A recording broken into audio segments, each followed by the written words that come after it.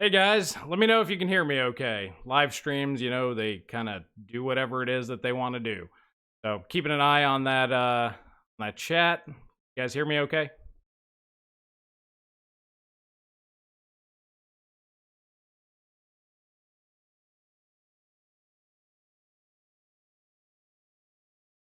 All right, awesome. Well, hey guys, welcome to the 3-year anniversary of the Good Old Gamer. It's pretty nuts to really think about. It's been 3 years. I really wasn't planning on doing this up until about a week ago, and somebody suggested that maybe Paul and Tom and I should probably do like a podcast or something. I was like, you know what? I have an anniversary coming up. Let's invite some friends. So I wanted to go ahead and thank everybody who supported the channel over the years. I really never expected that we would get to this point. When Joe and I started the channel 3 years ago now, we really were just doing it for fun more than anything else. And we just kind of started going into it, not really expecting anything. Just two guys talking about tech and games and whatnot. Surprisingly enough, like I went back to the first videos. I think our original video still only has like 400 views and like 2 comments. And the third video that we had has only 27% like ratio, but it has 57,000 views. And that's what really happened. We got super lucky. So I really want to thank everybody out there that saw that video, hated it, but hit the subscribe button. And now here we are today. So to remember Joe, I really wanted to get him on here. And I really wish that I could. But he's got a lot of stuff going on right now. And I didn't really want to add this on top. So if you guys remember Joe being on the channel and all the stuff that he did to help get us to where we are, you can put him in your thoughts and your prayers. He's going through a really, really rough time right now, and I really wish that he could be here a part of this, but, there's always next year, and we can always do more live streams. So, Joe, if you're watching this, thanks, buddy. I really appreciate everything you did, and, yeah, I hope everything's going better for you, buddy. He's going through a really, really rough time right now, and I clicked the wrong things. That's what happens with live streams.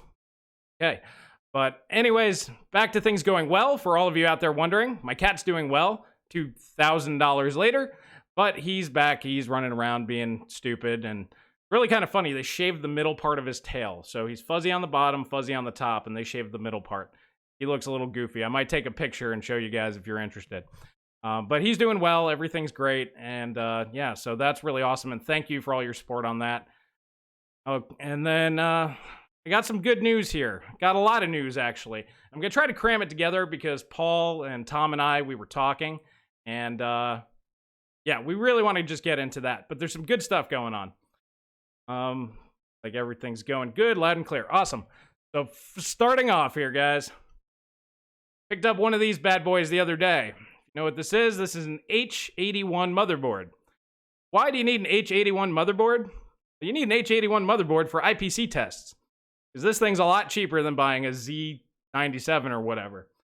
So, IPC tests are coming back by popular request. It's one of the things that I really wanted to get done. When I left the channel, I felt really, really bad about that. I really wanted to get that finished, and I tried getting a few people to help, but unfortunately, timing wasn't that great. So I'm going to finish it up myself.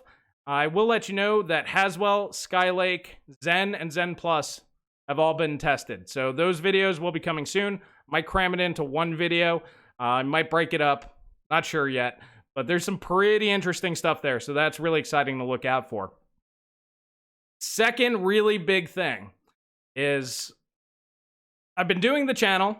I came back for a while. And the reason why I keep leaving the channel is because I kind of overload myself.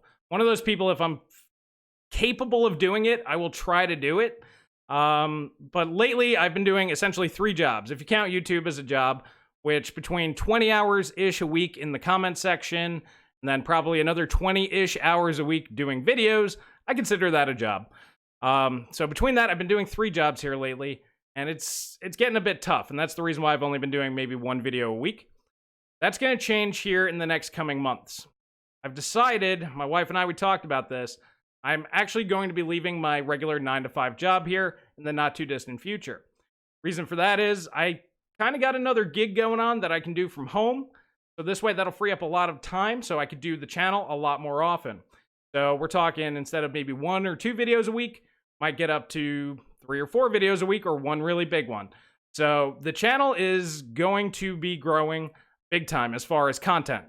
So I can do more in-depth things, more analysis, and just more videos for you guys. So that's really, really awesome. I'm actually really terrified about that. I've never not had a 9-to-5 job.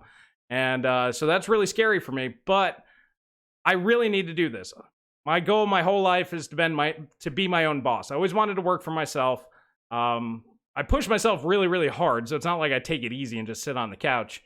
But at the same time, I really, really want to give this a try, and we're at a point in our lives where we can do that. So I'm really, really excited, and I'm really glad you guys are going to be there to help us out, showing all this support. Really glad you guys are here in the comment section. It's really, really awesome. And that's really the biggest thing going on. And to help me out, I'm going to go ahead and start bringing back tiers. Ever since I got rid of Patreon, for all you guys that have been supporting the channel, I want to give something back. I'm going to have the time to do that now. So I'm going to go in more details in the future, but if you're supporting me on PayPal right now, I'm going to add benefits to that. Patreon hasn't really done anything stupid since 6 months ago, so I might go back there because that's a little bit easier to keep track of all of this stuff. But I want to hear your thoughts on that. Should we give them a second chance? I don't know. It's up to you guys on that one. If they keep doing okay, I might go back there. But at the same time, I didn't really like what they did, so I might just wait a little bit. But I do want to give more to you guys that do directly support the channel, because that's really going to help me out moving forward, because this is going to become a much more significant portion of my income. Alrighty, so that's pretty much the big stuff right there. IPC tests and the channel becoming a much bigger focus of my time. And I really want to start doing more live streams and stuff like this as well. That'll be a part of it. So I just kind of wanted to give you a heads up. I don't have it all fleshed out yet. Unfortunately, the anniversary came up right about the time that I really started piecing all this together. So that's the reason why I went ahead and brought in the guys to come and have this conversation, because we're going to do a live stream. Might as well do it big. But before I bring in Paul and Tom, do you guys have any questions for me? Just throw them away in the comment section. I'd be more than happy to answer any questions just directly for me. And thank you for all the support, guys. Yeah, definitely be your own boss. That's what I've always wanted to do. I'm more fair than anybody else. I might work myself 100 hours a week, but at the same time, I enjoy working 100 hours a week for myself.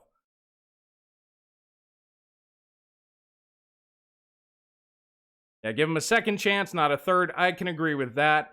Like I said, it's been 6 months. Patreon hasn't done anything stupid. Okay, so looks like Paul's camera's working. So what happened to Joe? Joe, he really wanted to get into the streaming, and he was doing it on the channel. We were doing his streams while I was making like regular content, and that was kind of bugging the majority portion of our group. And then one day, all of his unlisted videos came up. So in your feed, if you were a sub back then, you got like 20 or 30 streaming videos from us in one day. We lost 120 subs at that point. I think we only had about 5,000 subs. So that was a pretty significant portion of our group just said, that's enough of this. And to me, that was a big sign. It's like, dude, they don't really want to do the streaming. It really wasn't helping that much. And he decided to go do his own streaming thing on his own channel, which I promoted at the time. And he got, some subs out of that. Then he moved to Twitch, and it just didn't really work out. Streaming's its own thing. And honestly, I have a good personality for this. Joe has kind of a similar personality. You need to be that kind of wacky, zany person, I think, for streaming.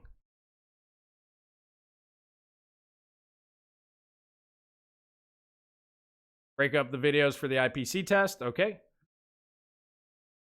Your guys' video quality coming out okay? Because on my end, it looks like junk.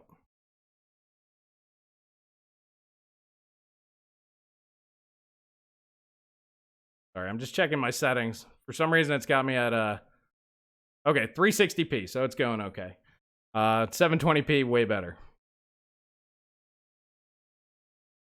How long have I been into computers? Well, honestly, I've been into computers ever since I was a little kid, actually. I had a 286 PC. It was an old Packard Bell. that 1 megabyte of RAM, 30 meg hard drive, and I was so pissed off it couldn't run Doom that I didn't know why. I have a computer, I have a floppy disk. Why doesn't it play Doom? So I sat my happy ass down and I figured that out. And ever since then, just kind of kept learning and learning and learning. Early 2000s, late 90s, early 2000s, that's when I really got into it heavy because I had money. And ever since then, just kind of stuck with it.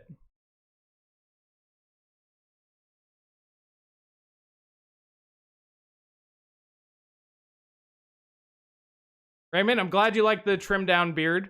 What I do is I trim it down every 2 weeks. I kind of let it grow out, keep it, clean, but let it grow out and then I trim it down again. It's a great system, so I don't have to keep doing it.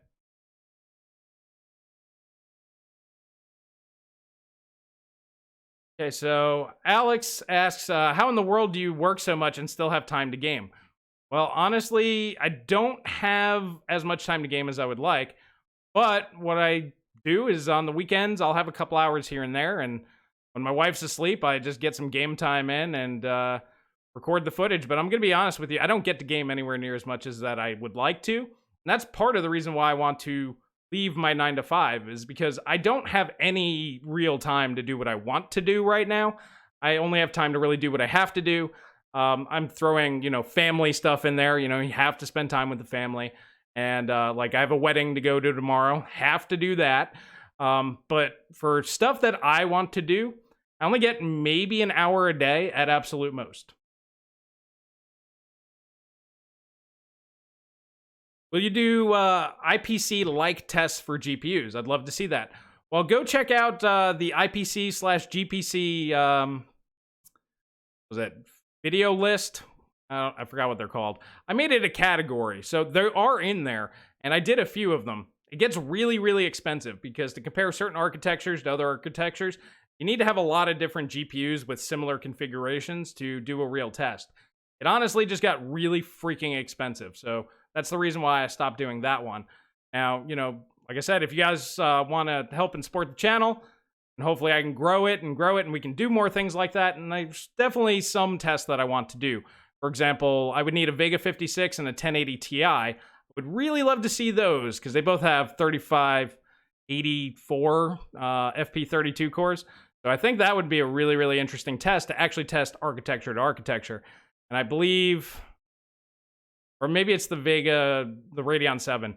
There's one combination there that's really, really awesome that I'd love to test. I know Paul's got the Radeon 7, so I could bug him to do some numbers for me on that one. Okay, so what's my opinion on Tom's leaks? Well, we'll talk about that when I have Tom on here.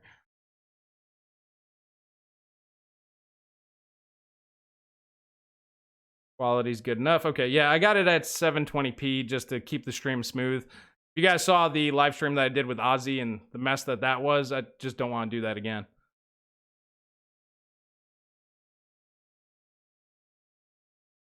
Hey, Chris, how did you find out about Steam? That's a really fun question because if you've been gaming since the early 2000s at the very least, you found out about Steam when you installed Half-Life 2 because it came with it and everybody played Half-Life 2. That's how I found out about Steam. Are you going to play Rage 2? Yes. Yes. I actually have it linked in the description below. The two games, if you want to play some games right now that I'm going to recommend, Rage 2 looks freaking awesome. Basically, Mad Max and Doom 2016 mixed together. Could it get boring over time? Maybe, but I love run and gun shooters, and I'm going to enjoy the shit out of it. Then another great run and gun shooter, Blood, has been remastered. 1 unit whole Blood. That came out yesterday, I think, and I'm going to do a video on that next week. I'll do a video on Rage and Blood, because both those games are awesome. That's on GOG. I got a link in the description below. I'm picking that up probably once I get off of this and my wife goes out tonight, and then I get my hour or two of gaming in. Any guests today? Yes, I have both Paul from Not an Apple Fan and Tom from Moore's Law is Dead. They're on standby right now, waiting for me to get done with this little bit. Then we can get right into it.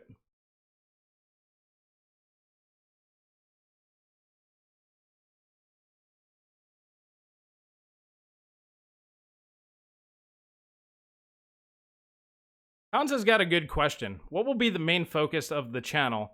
And are there areas you're considering that aren't a sure thing? Yeah, there's many things. There are many things that I'm considering, especially having more free time. I'm thinking about doing like a daily video, just like a hot news type of a thing. Hey, this is what's going on. Here's my thoughts. That'd be really easy to do, or at least every couple of days. And then throw in like hot deals, like really good prices on stuff. I was started doing that over on my Discord page, and that's one of the reasons why I'm actually starting to close off the Discord page. So this way, you know, it's kind of special to get those in there. But I'm thinking that'd be really good. As far as like bigger videos, I could do more in-depth analysis, which is something that I really enjoy doing. Like, for example, Tom's leaks on Zen 3. I can go ahead and do some research on hyper-threading, do some in-house testing, seeing how much headroom may actually be there, and then, you know, see how likely that might actually be using what we know today. That would be pretty neat. But yeah, there's a lot of stuff that I'd like to do. And that's one of the things that I want to do for contributors to the channel. If you donate over on PayPal, I want to almost build like a round table of people that will give me ideas, and we can feed off ideas of each other. And I think that'd really be beneficial for me, because I've been doing the channel by myself for a few years now. I have really nobody that I talk to other than other YouTubers, and I do occasionally talk to Joe about this stuff, but he's just not that interested in the tech part of it.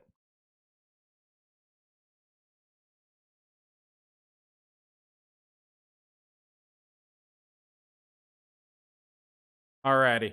Okay, guys. Well, I don't want to keep these guys waiting. They've been so nice to come and join me, so I want to bring them on in here. Alrighty. So let's get this over here. And all right. So we got Paul from Not an Apple Fan and Tom from Moore's Law is Dead. Welcome to the Good Old Gamer, guys. What's up? Paul, your autofocus hates you right now. Ah. What are you hiding behind you? Oh man, you're lucky to get a camera. To be honest, I had to install the desktop app because the Windows app is broken. Yeah, it's Windows. Yeah, it's pretty hilarious. Alrighty, so we all kind of asked our communities questions and stuff. I think we can get to that later. I'm more curious, what were you guys talking about while I was doing my thing, or were you guys watching? I was just watching. Oh, do you know what? It's trying to do that chroma key thing, I think. That's what it's trying to do with my camera. Trying to chroma you out? Yeah, I think it's trying to chroma everything out. As long as I get closer, it works. I actually wrote down notes about everything you were talking about, Chris. I didn't know I just forgot his name, but I actually remember your channel. Yeah, Joe. Back then, I actually remember watching that too. That was yeah. I mean, I hope he's doing well. I didn't mind the videos he was on, but yeah, I do remember the streaming day though. With Ozzy? I'll say that. Yeah, that was rough. Mm-hmm. I'll say too about Patreon. I just told my people right away. I'm like, look, I'm using Patreon just like I'm using YouTube. If there was a better option, I'd use it. And I think there will be better options than Patreon within a year. I do. And if it's better, I'll just switch. Well, that was kind of the thought, you know, 6 months ago. That was the uproar and everything, and there were supposed to be at least rumblings of something coming, but there's nothing. And I think it scared the shit out of them, though. Like, I saw the percentages of channels that closed. There's no way they didn't scare them. Well, that's what I'm thinking, because I haven't heard one negative thing since then, and I'm thinking they are at least trying to fly right until something else happens, but it's the world we live in. Yeah. I mean, it's a private company owned by people who can be stupid. Well, I only recently got a Patreon, and like I don't know, I just set it up because I'm funding all of.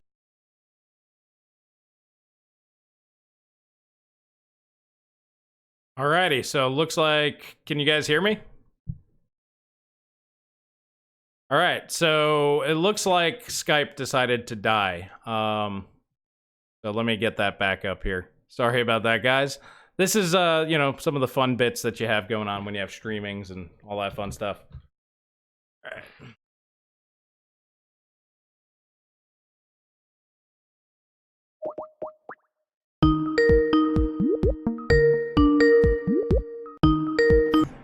Can you hear me? Yeah, I gotcha. Skype just decided to, you know, die. Oh, right.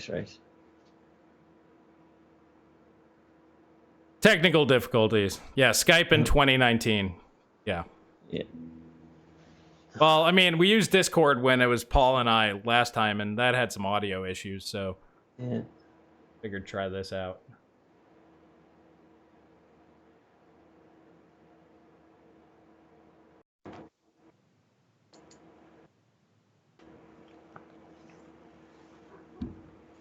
All right, so you're back, Paul. Tom, can you hear us? Yeah, I can hear you. No, right. I was saying I also know what you mean when you say you haven't been playing a lot of games lately. Ever since I started this channel, it's like I would usually get through a game like God of War in a week, but I've been playing it for 2 months. I've gotten through the first part. That's it. I'll admit it. Like it's, and I'm like a gigantic. To put things in perspective, I platinum Demon Souls twice, because I had both the Chinese version and the American version. They both let you get trophies, and I haven't even started Sekiro, and it feels that's different than what it used to be like in college. How about you, Paul? You play a lot of games, man? I've literally started Resident Evil and then that's it. Like literally, like that was what I wanted to play Resident Evil because I'm a huge Resident Evil fan, like unbelievably huge Resident Evil fan. And yeah, I started it, got to the police station, got the knife, opened the box, went through the gate, and that's it. That's what I've done in Resident Evil, and I have that since I got my monitor, which was 3 months ago or something like that. More than 3 months ago, like 4 or 5 months ago. Did you like the last Resident Evil? Not really. No, I didn't. Talk about 7, the one where you kind of walk around. Yeah, it's just it's a proper like survival game, but it's not really like, you know, Resident Evil with the zombies and the shooting. No, it's not. I liked it a lot though, but it's not a Resident Evil game. I agree.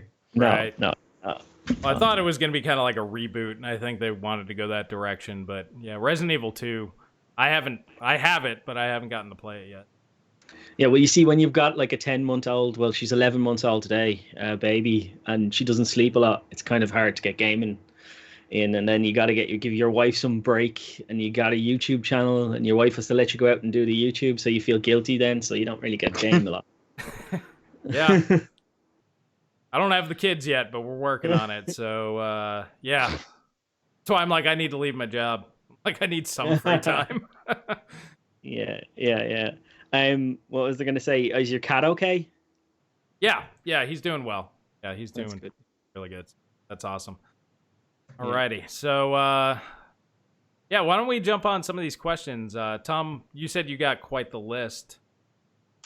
Yeah, I don't know. You know, I'll just go in no order. That's awesome. Just did it again. All right, let's try that again. I do apologize, guys. This was working just fine before we got everything started, and now it's just wanting to be stupid.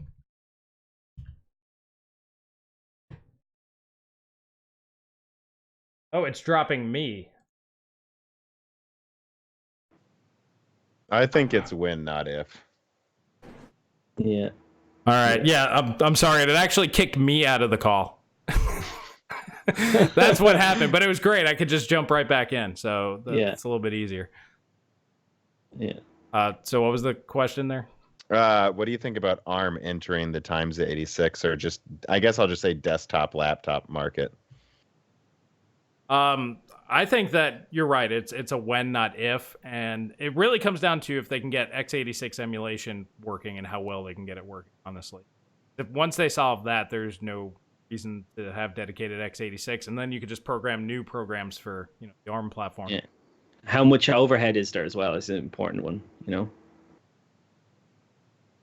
There's got to be some people working on that pretty hard, though. I mean, that's a market that's it. That's all they got left to conquer. There's nothing left. I mean, man, what if that happened like in 2021, like right when Ryzen might be taking over the desktop market? And then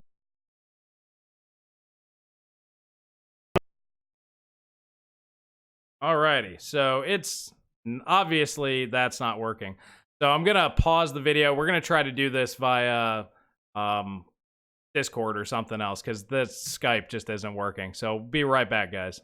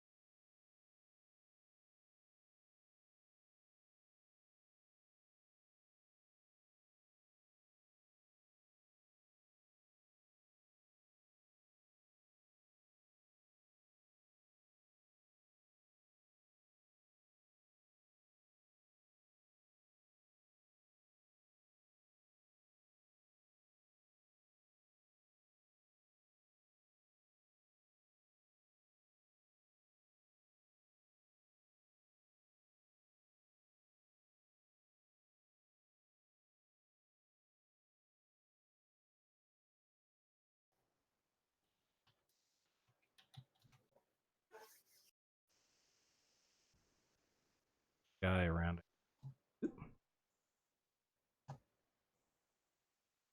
Put that Video there. looks better. Nice. All right, cool. All right, so thanks for bearing with us. That was awesome. And if Discord does this too, I'm just gonna have to punch somebody. I mean, there's nothing else to be done about it. Yeah, I don't. Yeah. Yeah. Oh, there it is. Yeah, is the stream working? Yeah, I mean, it looks like it is. Okay. Yeah. All right, cool. Alrighty, so you know what? I'm gonna just jump into the big one because Tom, you've had that big video. If you want to explain it for folks that didn't see it. Yeah, and I actually like wrote down notes too because I was like, "Oh, I'm gonna drop this right before I'm on a stream." Of course, this is coming up. Yeah, I almost did it a Thursday or Friday. I actually considered doing it on Friday, but I'm like, I can't drop that like an hour before the live stream.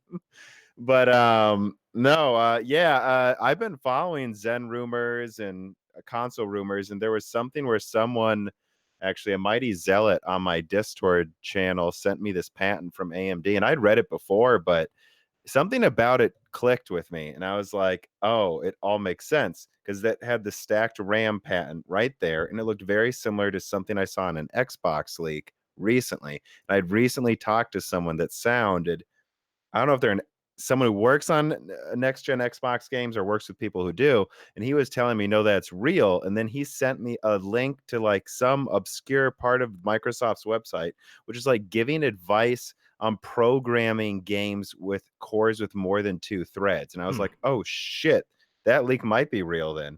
And so then I started looking around, and I called it whispers for a reason, because I'm still not I wouldn't bet any amount of money on it, but at least from what I've been following, I'm like, oh, I think this is all lining up. And you know what? There's been rumors that they're moving to 4-way hyperthreading for a while, but the Xbox would share.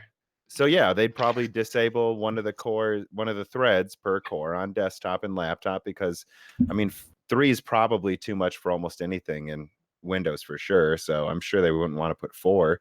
And yeah, I just followed it from there. I mean, and so for those who don't know, I highly, I will plug my own channel, Moore's Law is Dead. I highly recommend you watch my newest one, that goes through what Zen 3 will probably be. And it has stacked RAM on the IO die, which comes from an AMD patent months after Jim Keller joined AMD.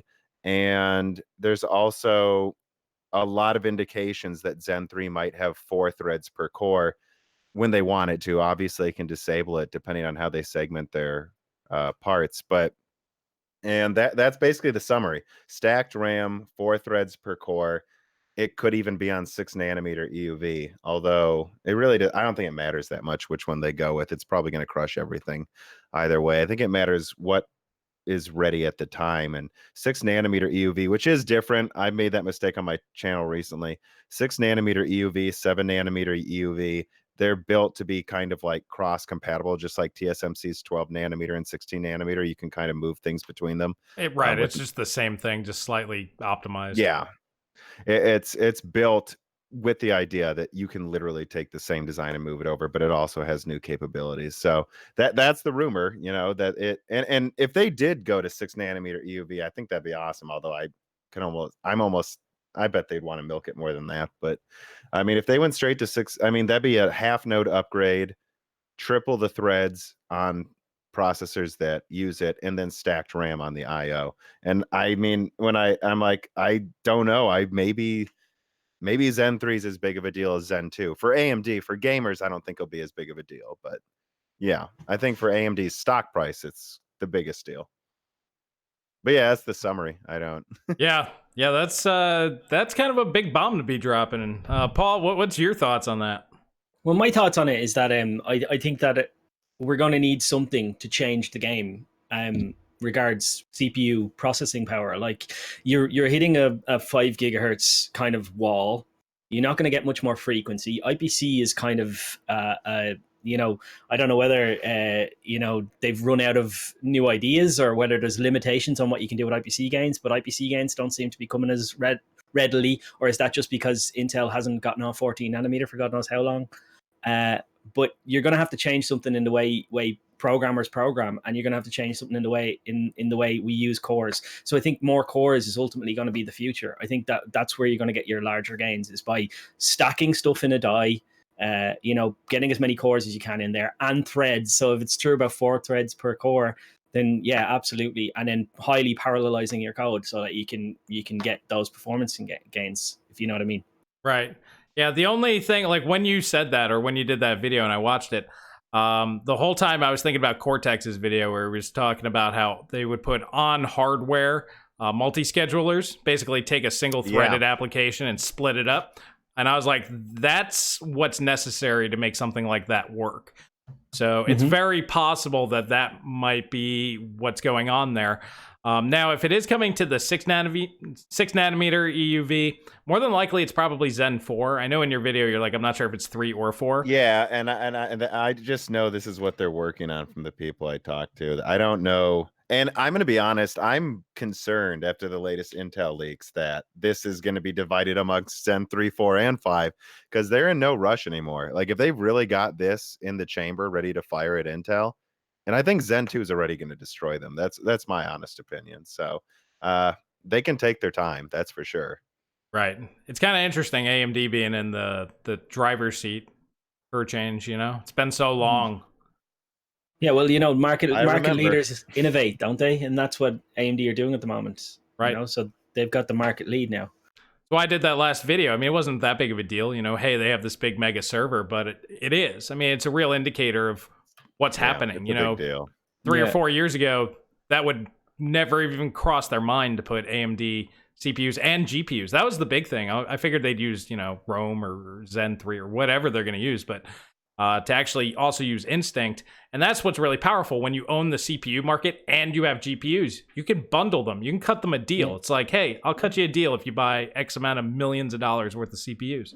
Yeah, we'll throw in some Instinct cards for free. Right.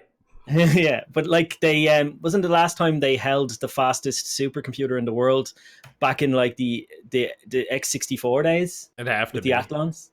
Yeah, I think so. I think when they had that architecture on the Optrons as well. So that'll tell you how long it's been since they were the fastest, I suppose. Yeah, so it's nice to see Intel being knocked down a peg, and like Tom, you said a few videos ago, AMD needs to hold that lead for a little while to, I think so, yeah, build up that war chest, and that's, I think you're right. I think that's what they're going to do. I was watching something worrying today, though. AMD have grown their market share in desktop from 17% to 18%. Or something like that. They've grown their laptop share only by 1%, so they're 13% of the market now. But they haven't grown in data center at all, which is kind of strange when you think about Epic being out there. Well, we heard about that. All the big guys were testing Rome and making sure that it would work for their stuff. So it's not out there yet, but it's in the works, I think. Yeah. I think there was this worry, and even still persists until Zen 2 comes out in the industry. Is this AMD? When I don't know. Actually, this is an interesting conversation, because for me, when I heard about Ryzen rumors, I was and actually I've got a video that I'll drop at some point in the next few days, kind of talking about what Intel could have done if they took Ryzen seriously. Because the truth is, there were rumors in 2014 talking about some pretty incredible stuff AMD was working on, and it's very clear Intel didn't take them seriously, right? Like at all. And I think a lot of people are wondering, and I trade a lot of stocks, and these analysts, this is one of my first good videos, I think, back in January, was talking about reality will catch up with Intel. The way analysts talk about AMD is, it's like, yeah, they got lucky once, but Intel can release 10 nanometer whenever they want to. That's literally a direct quote. I got an argument with an analyst on a website about that. I'm like, no, they can't. Like, no, if they could, they would have by now. That's what I tell people. Is like, do you think Intel's happy with what's going on? If they could crush AMD, it's time. It's time to do something. It's time to carpet bomb. It was time to do something after the 2700X, and the 9900K was not it. No, absolutely not. And everyone's wondering if AMD just got lucky and everything's just going to be like Zen Plus. I work for an automotive company, and switching vendors is different in the CPU space, but not really. I mean, switching vendors is much, much more than just better price performance or better prices in general. It's you. There's new platforms. You have new standards you need to follow. When they switch from Intel to AMD and server, it's a big deal. And so I guess it's a good and a bad thing. The downside is switching is very hard when someone's entrenched. But when you see someone switching to AMD, it means they plan on staying probably for like 5 years. Right. No one switches for one generation. And this is something I they're not I don't think they're switching for Zen 2. I think they're switching for Zen 3. I think Zen 3, they know it's coming and they're getting Rome is like Rome's still going to blow everything away, but I really think it's like, oh, so they're gonna have this kind of a leap every few years. So we need a switch because Intel is completely lost in the woods for probably the next 5 years. I can agree. Yeah, definitely. They're lost. They don't know what to do. They've lost the ability to compete. They don't know how to compete. I don't think. I think they're just relying for now on the fact that they've got lots of partners. They're the name you know, as I said before. Like, that's it. Just a name you know. That's all they've got. I mean, that's a lot though, and I mean It is. Yeah. that's a big thing. But it's nice to see, at least on the CPU side, AMD. Well, even on the GPU side. I mean, if you notice all these big servers and all these multi-billion-dollar companies, whose GPUs are they using? It's not NVIDIA. Yeah. Yeah. So Actually, this is perfect. That leads me into a question here. Someone asked me a question to bring up with you guys is, do you think NVIDIA is in a precarious position right now? oh yeah, they're screwed. Long term, they're Yeah. screwed. Absolutely. I agree. Yeah. 100%. Everyone's gonna call us. Oh, here comes the Three Musketeers of AMD fanboys. All right? You know what I was actually thinking was, it's actually really hilarious because we're all tech commentators. We're not really benchmarkers. We do some analysts, but we're more commentators. We all have was it Blue Yetis? We're like the Yeti crew. So yeah, that's what I was thinking earlier on as well. Yeah. So yeah, it's like, look at the Yeti crew at it again over there. Well, it's just a bloody good mic. Let's be honest. It's the cheapest, best quality mic you can get. My first video, someone posted in the comments, "Do we really need another AMD hype channel?" I mean, like, was fair, they exist. I've seen there's a lot of channels where they really do just type AMD, but yeah. Well, yeah, that's not us. Well, you guys go over your bits on that, and I'll finish up with what I think's gonna happen to NVIDIA. I think NVIDIA is quite well. So, I think, Chris, you've said a lot of similar stuff about it. Just how APUs are going to keep slowly climbing pegs in the graphics market, and there'll be less and less lower end cards people buy. And I think eventually it's going to get to a point. And I know you watched that APU video I did. I really think eventually it's going to get to a point where like even $400 graphics cards are just in APUs, and there will be like this NVIDIA card that uses double the energy and is 20% stronger. But that will be the strongest card, but that's going to be all that's there. And I don't, and when it comes to, so I guess here's what I would say about NVIDIA's position is, and Cortex did an excellent video about how they tried to make a company that did specialized chips, but they basically became who they defeated, which I guess every company's doomed to do eventually. But NVIDIA wanted to make specialized chips, and that's where these graphics cards, a lot of them came from. Right. But they were in Tesla cars, right? There you go. There's a perfect type of, it's analyzing like, hundreds or now 10,000 frames per second as the car drives to do self-driving. And NVIDIA wanted to capture that. And their chip did, which is just Volta, did 240 like frames a second of analysis. And they brought in Jim Keller, same guy who invented Athlon and Ryzen at Tesla, and they said, we're just going to design our own chips. Tesla, we're going to design our own chips. And it's the same with Bitcoin mining. It's, if you have one task you're doing, it's always going to be more efficient to design a chip that just does that. Right. And they did. And it uses half the energy of Volta. It analyzes 10,000 frames a second, not 240. And that's a massive contract NVIDIA lost at Tesla. And I think you're just going to see that more and more. And their inability to make ASICs, whether it's for mining, which I think they missed that opportunity too, or Tesla, it's just gaming, and their stock shares are priced like they're Apple, but they're not Apple. They aren't. And I think they're in a very, when you go above $20 a share, which just I think 5 years ago they were, people start looking at you most seriously. And I think everyone thought NVIDIA was going to capture every market like they did the GPU market. But I'm here to tell you guys, if you own their shares, sell. They're not going to capture other markets, in my opinion. I think I think it's going to look pretty bad soon. Yeah, so I'll stop talking. That's my opinion. All right, Paul, your go, man. Well, I just think that they made gaming cards for so long that they kind of, left it too late to switch over to kind of heavy compute workloads. Like if you look at their new architecture, they've got 64 CUDA cores and 64 inch shaders. So they've essentially added, they half the amount of shaders. Oh yeah. So they had 128 shaders per core, and that was really good for gaming, but it wasn't very good for being parallelizing your code or whatever.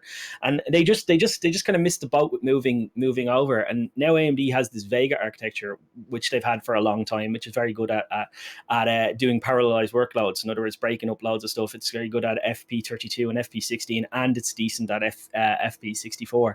So when you look at all that, and then you look at the fact that APUs, yes, right, well, we disagree somewhat on APUs and where APUs are going. I do think APUs are going to take over as maybe replacing 1050s and 1060s and all that kind of stuff. So it'll never be faster than a dedicated discrete GPU, but maybe they'll get to a point where you don't need a dedicated discrete GPU. So, and if you look at the amount of money that they still make to this day, I think they made something like $3 billion in a quarter or something like that, and 1.7 billion of it was from gaming revenue still. So they haven't really diversified away from gaming that much. So whereas I guarantee you, while AMD doesn't sell that many gaming cards, they're probably selling more Instinct cards and more even Vegas to big server farms and stuff like that. Well, I'd say that's the more important market. AMD's winning over businesses that buy hundreds of millions of dollars worth of GPUs. NVIDIA is winning over people that buy one GPU every 2 or 3 years. Which market is more important long term? And not only that, you're selling, like NVIDIA are selling a $1,200 GPU to one guy. AMD are selling, I don't know how much the Instinct cards cost, but I guarantee they cost more than 1,200 quid to these guys, and they're selling loads of them at once. Well, they're selling 8 Vegas to me so I can mine in my laundry room. Well, there you go. They'll sell to anybody for the right price, but I mean that's what businesses do. Yeah, I think that really the biggest thing is going to be that mainstream gaming. So what's equivalent to 1080p 60 today? Maybe 5 years from now that's 1440p 60 or 1440p 120, whatever it is. The mainstream gaming, that's obviously going to be APU capable in the next couple of years. We can already see where things are going. If you look at like an Xbox One X, it's an APU. You just replace those Jaguar cores and throw a 4-core, 8-thread Zen chip on there. That thing's perfectly capable of playing anything out today, just fine, 1080p 60 or better. So really the only limitation there is the memory and how they can get around that. And I did a video on that, and there's many different ways that they can go. I just gave one example. So that's pretty much, to me, going to kill the sub $300 market, because they can just cut those APUs down to fit different niches. And, they could sell those CPU GPU combos for about the same price as what a GPU costs now, $250 to $300, I think. So they don't need to make 2 PCBs. They don't need to make a heat sink. They don't need to make a fan. They just sell you an APU, and it cuts down the cost. You can't say well, they can't make an APU this cheap because the CPU costs this much and the GPU. It's like, no, it actually costs less to make an APU as strong as that GPU and that CPU put together, like a lot less.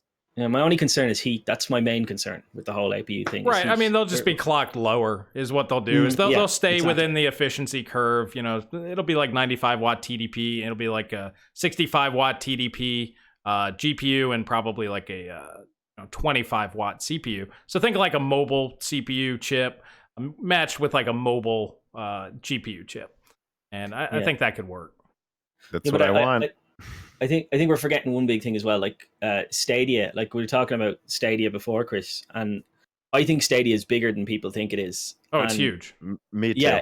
Yeah. And it's like if everybody doesn't need a desktop PC anymore, well then Nvidia loses $1.7 billion off their revenue every quarter, but AMD still sells those graphics cards to Google to build out their infrastructure for playing those games. So it's a win-win for AMD no matter what, Absolutely. I do want to give a shout out to Wear Waves. Thank you for the donation. That's awesome. Thank you, buddy.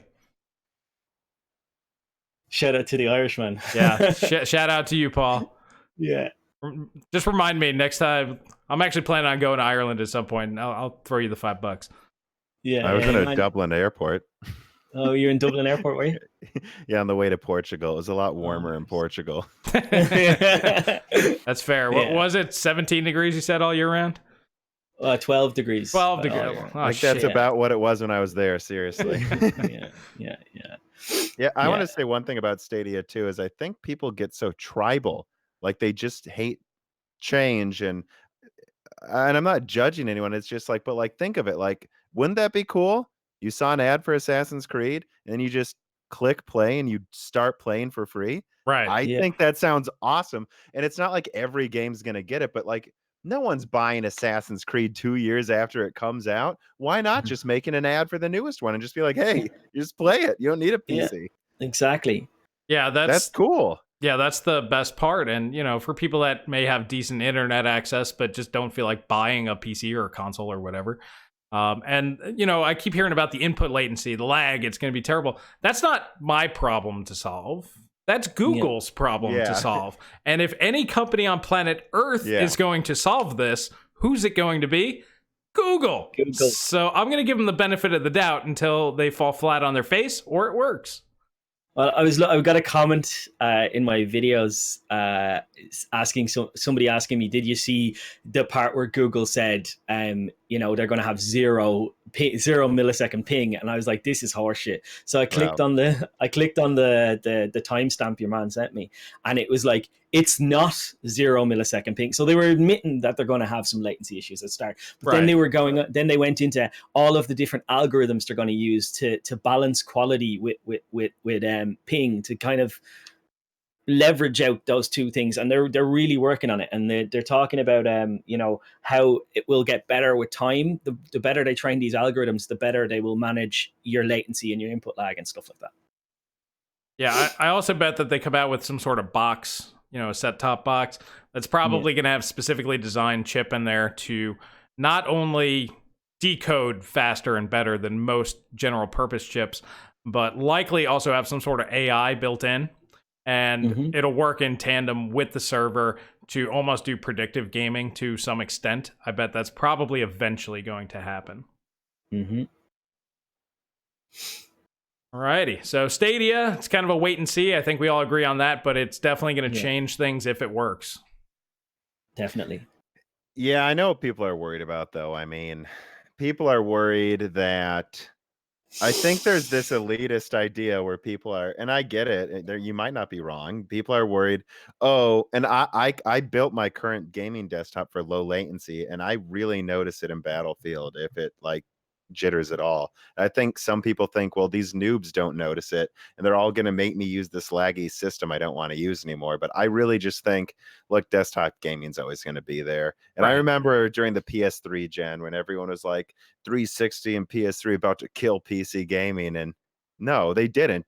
PC gaming was pretty dumb during that time period where AMD wasn't competing again in the GPU market. But I mean, they came back and PC gaming was still great. It's always going to be there. It's just people still play vinyl, don't they? So like, it's true. Yeah. I still have Voodoo graphics cards. Trust me, I still bust those out every once in a while. Yeah. But that was actually one thing that I did want to talk about. People think that gaming is one group of people. You're either or maybe two, hardcore and then like peasant, Yeah, and everyone's peasants but me. Everybody, whatever tier you have, it's like, I have a $400 video card. Everything below that's peasant, and then I have a $1,200 video card. Everybody below me is peasant. So it's really subjective in and of itself. But that's not the case. Gaming is huge, and when you hear businesses talk about gaming, they talk about 3 billion gamers on Earth. That's because pretty much everybody's a gamer now in some way, shape, or form, and not everybody needs the same things. Everybody wants, you know, some sort of different quality experience will be good for other people. You know, if you play on mobile a lot, that, you know, something like Stadia might be good for you. But it's the market's so much more vast than we like to give it credit for, and people just don't understand that. Like when we were talking about, kill it. Mobile didn't kill gaming, guys. It didn't. Everyone it just said made it more would. gamers. Just made more Exactly. gamers. That's all it did. And they're playing Candy Crush, I guess. I don't know why, but they are. My wife plays Candy Crush. Okay, so some other version. Well, let's put it this way: did you play Minesweeper? Yeah, of course I did. Okay, well, it's kind of the same shit. I mean, if you really want to think about it. Oh yeah, it's the exact same thing. Oh Yeah. So, anyways, now that I made everybody feel bad that they played some yeah. Candy Crush. Alrighty. So I actually got a couple questions on here, and I did the fancy graphics, so I'm gonna go ahead and do that. All right. So we got one from Iowa Nasia. I'm sorry if I butchered your name. But supposedly Intel GPUs are coming out next year. Intel has been stealing people left and right, which is true. What do you think the Intel lineup will look like? All the way down from the low end or to the $1,000 level, or where? Let's start with Paul on that one. I really think that Intel are going to go after the data center first. I don't think we're going to get gaming GPUs off them very soon. And if we do, it's probably going to be low end, like $250, $300 graphics cards, because that's where you'll sell them. But I really think that they're aiming for the data center more than anything else. But then you got to think, well, if you've got to qualify these samples, so you got to sell them to gamers to like, you know, refine your processes and then get your yields up, and then you can check. And then if you're making data center ones, you got to have a place to sell your scrap pile to, so you got to sell that to gamers. So, but I really think they're going after the data center. I don't think they're targeting gamers at all. If we get gaming cards out of it as a result, I think we will, but I don't know. And regards pricing and stuff, nobody knows yet. So, and you can't even make a guess at it, really. I don't think. I'm gonna try though. Okay, you try. How soon are you gonna try? Because like I'm planning to do that video, but all we see is a bunch of flashy fans that frankly don't look very good at cooling. Yes, those fan renders look cool, but that looks like a horribly small, terrible. A lot of them cooling. are fan art. A lot of them are fan art. Oh, yeah. Like, Some of them aren't fan art. You're right. Some of them were. Yeah, and that's how you know it's always terrible. And you see the renders of like PS5, and it's like it's the dumbest looking thing I've ever seen. Yeah, my favorite's when you see the PS5 render with the boomerang controller for the old PS3, and I'm like, come on. They almost made. Well, they considered making that. It's funny to think they even thought about making something that dumb. I'm glad that they didn't. But Yeah. so how do you feel about Intel, or do you want to hold off and do your video on that? I'll just do both. I mean, I'll put more thought into it when I do the video, but I'll say I think people both shouldn't overestimate and shouldn't underestimate Intel. There was a time period where they had the most efficient APUs on Earth, and the Ivy Bridge integrated graphics were phenomenal for using basically 5 watts, and it just couldn't scale like at all. It was very clear at Broadwell they had hit a wall. They had to use super expensive RAM at that point. And it was funny when I saw like the Skylake Iris Pro graphics, and they were like going from like 48 on Broadwell or 72. And then they were like going all the way up to like an absurd amount of execution units. I'm like, and this is 20% stronger and uses double the energy. Right. Like they clearly hit Yeah. some kind of wall. And if they hired Raja Kaduri, and I bet he can get past that wall. So I don't know where it's going, but I wouldn't underestimate them. Having said that, I don't think they're going to attack the 2080 Ti, or if Navi pans out stronger than we expect, whatever is the strongest card. However, I could see them having lower mid-range cards that are like hyper efficient. I really could. yeah. Yeah, well, I actually think, I mean, it's Intel, and, you know, they Yeah. have so much money. You don't underestimate them. What was it? Brian from Tech Yes City said they threw $18 billion into their GPU R&D just in the last few years. That's 3 McAfees. They could have just bought AMD for that. But yeah, so $18 billion. They hired Raja when they started doing all that. That's what, like 8 to 10 years worth of, and more than that. Basically, it's probably more money than NVIDIA's probably ever invested in R&D, if you really think about it. So I honestly, excuse me, they have the capacity. I think that they're going to do the top to bottom approach. They're going to do the ultra high end server side. They're going to make their Vega or their Tesla type cards, of course. And will they scale those down to consumers? Maybe. They're definitely going to scale that back to prosumers.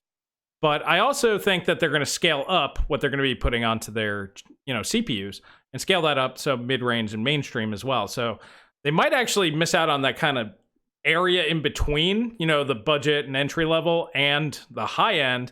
But I'm pretty sure that those two are going to be attacked because those are the two segments that makes the most sense for them to go after. And that's sort of like $400 to like $800 price range. That's kind of a market that doesn't really benefit them at all to service that market. Yeah, I mean, I didn't know they spent that much. Again, that's the joke I made, though. 3 McAfees. They spent $7 billion on McAfee to shit away a bunch of money. Yeah. So again, I'm sure they'll make some hyper efficient GPUs, but if they're spending that much, you've convinced me no one should underestimate them. I mean, absolutely I didn't know that. Yeah. Once Brian said that, I about fell out of my chair. I'm like, okay. Yeah, they're serious then. I mean, I want to be clear. Like, I'm not saying that they won't make gaming GPUs, and I'm not underestimating them at all. I just don't think that's the market they're after at all. I think they're after the data center market. That's what they're after. Oh yeah. Well, the data center and the APUs. They want laptops, right? They want laptops. Exactly. And so that's why I think they'll scale that up to at least lower mid-range. But I guess if they wanted to, they could go for everything. Just you guys can't say anything good about Intel. They're evil. Stop saying good things. Well, hold on. I just want to. Apparently, none of the GPUs are going to be made on the 14 nanometer process. They're going to be made on the 10 nanometer process. And I think Niraja said that recently, so it's not actually a rumor. I thought I saw a roadmap saying that they were on the 14 nanometer process. Well, I just seen a thing from Raja today, so I'm not sure. Don't quote me. But so who the hell knows? So it's going to be on 10 nanometer according to Raja. So if it's on 10 nanometer, God knows when. I think I saw that. Well, I don't think 10 nanometers is real. But I will say this. I'll play devil's advocate here. They said Intel's 10 nanometer doesn't scale up performance, but it scales up density. And density would be useful in a graphics card. I guess that's all I'll say. Right. We'll get defending Raja a little bit if I can, but I don't know that means it'll work. I'm skeptical. All right, so we don't know any more than you guys. We're just they can do anything they want. All right, so let me jump to the next one here. We got from Vic Viper. What if the new Ryzen 3000 series doesn't live up to all the hype? Start with Tom on that one. It's going to.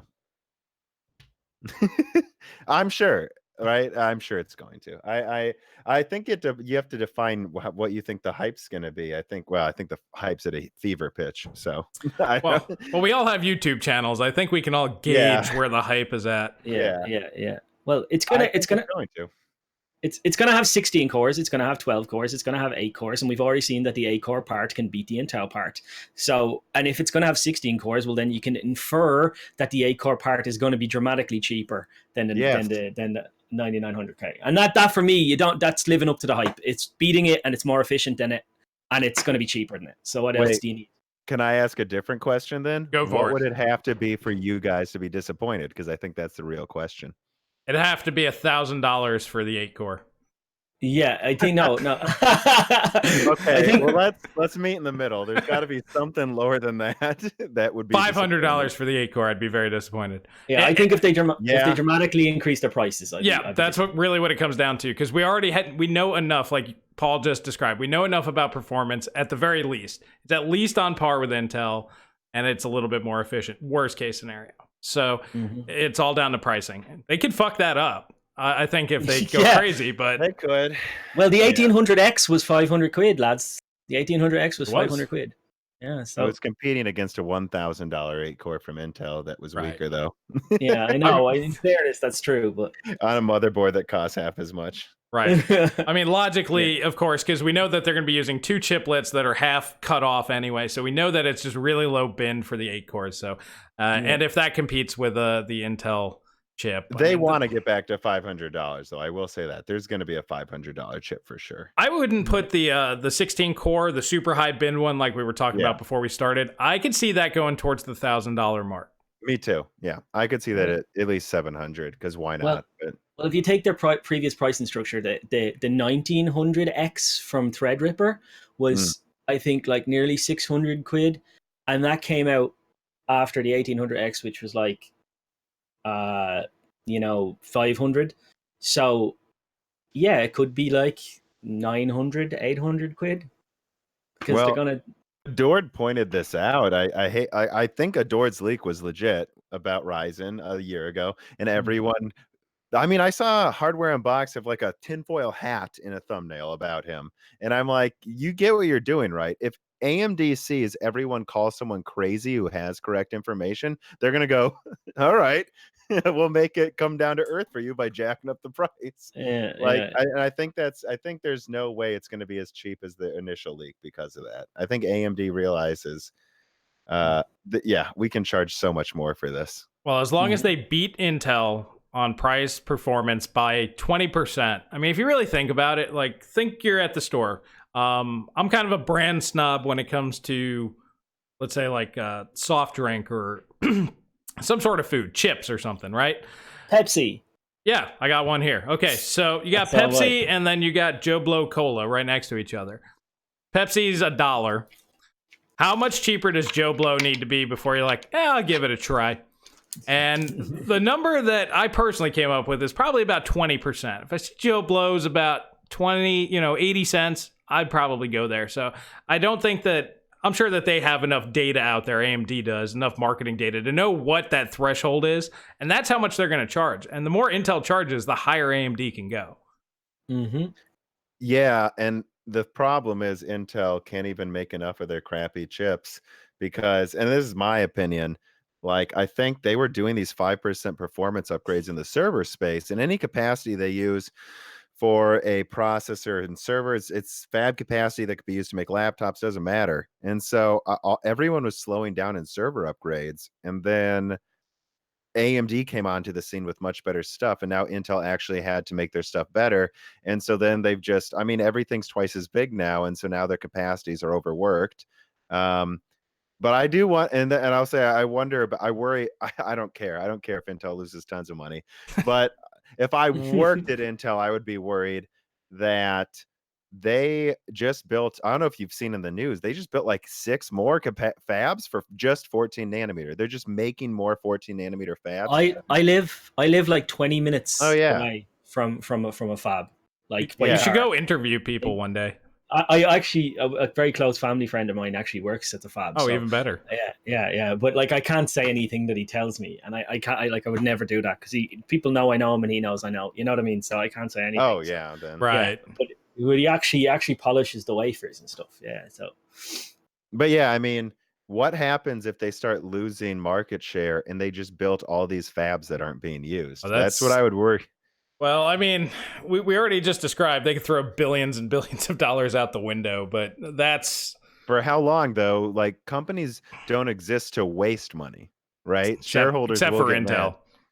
Well, that's true. They bought McAfee, so...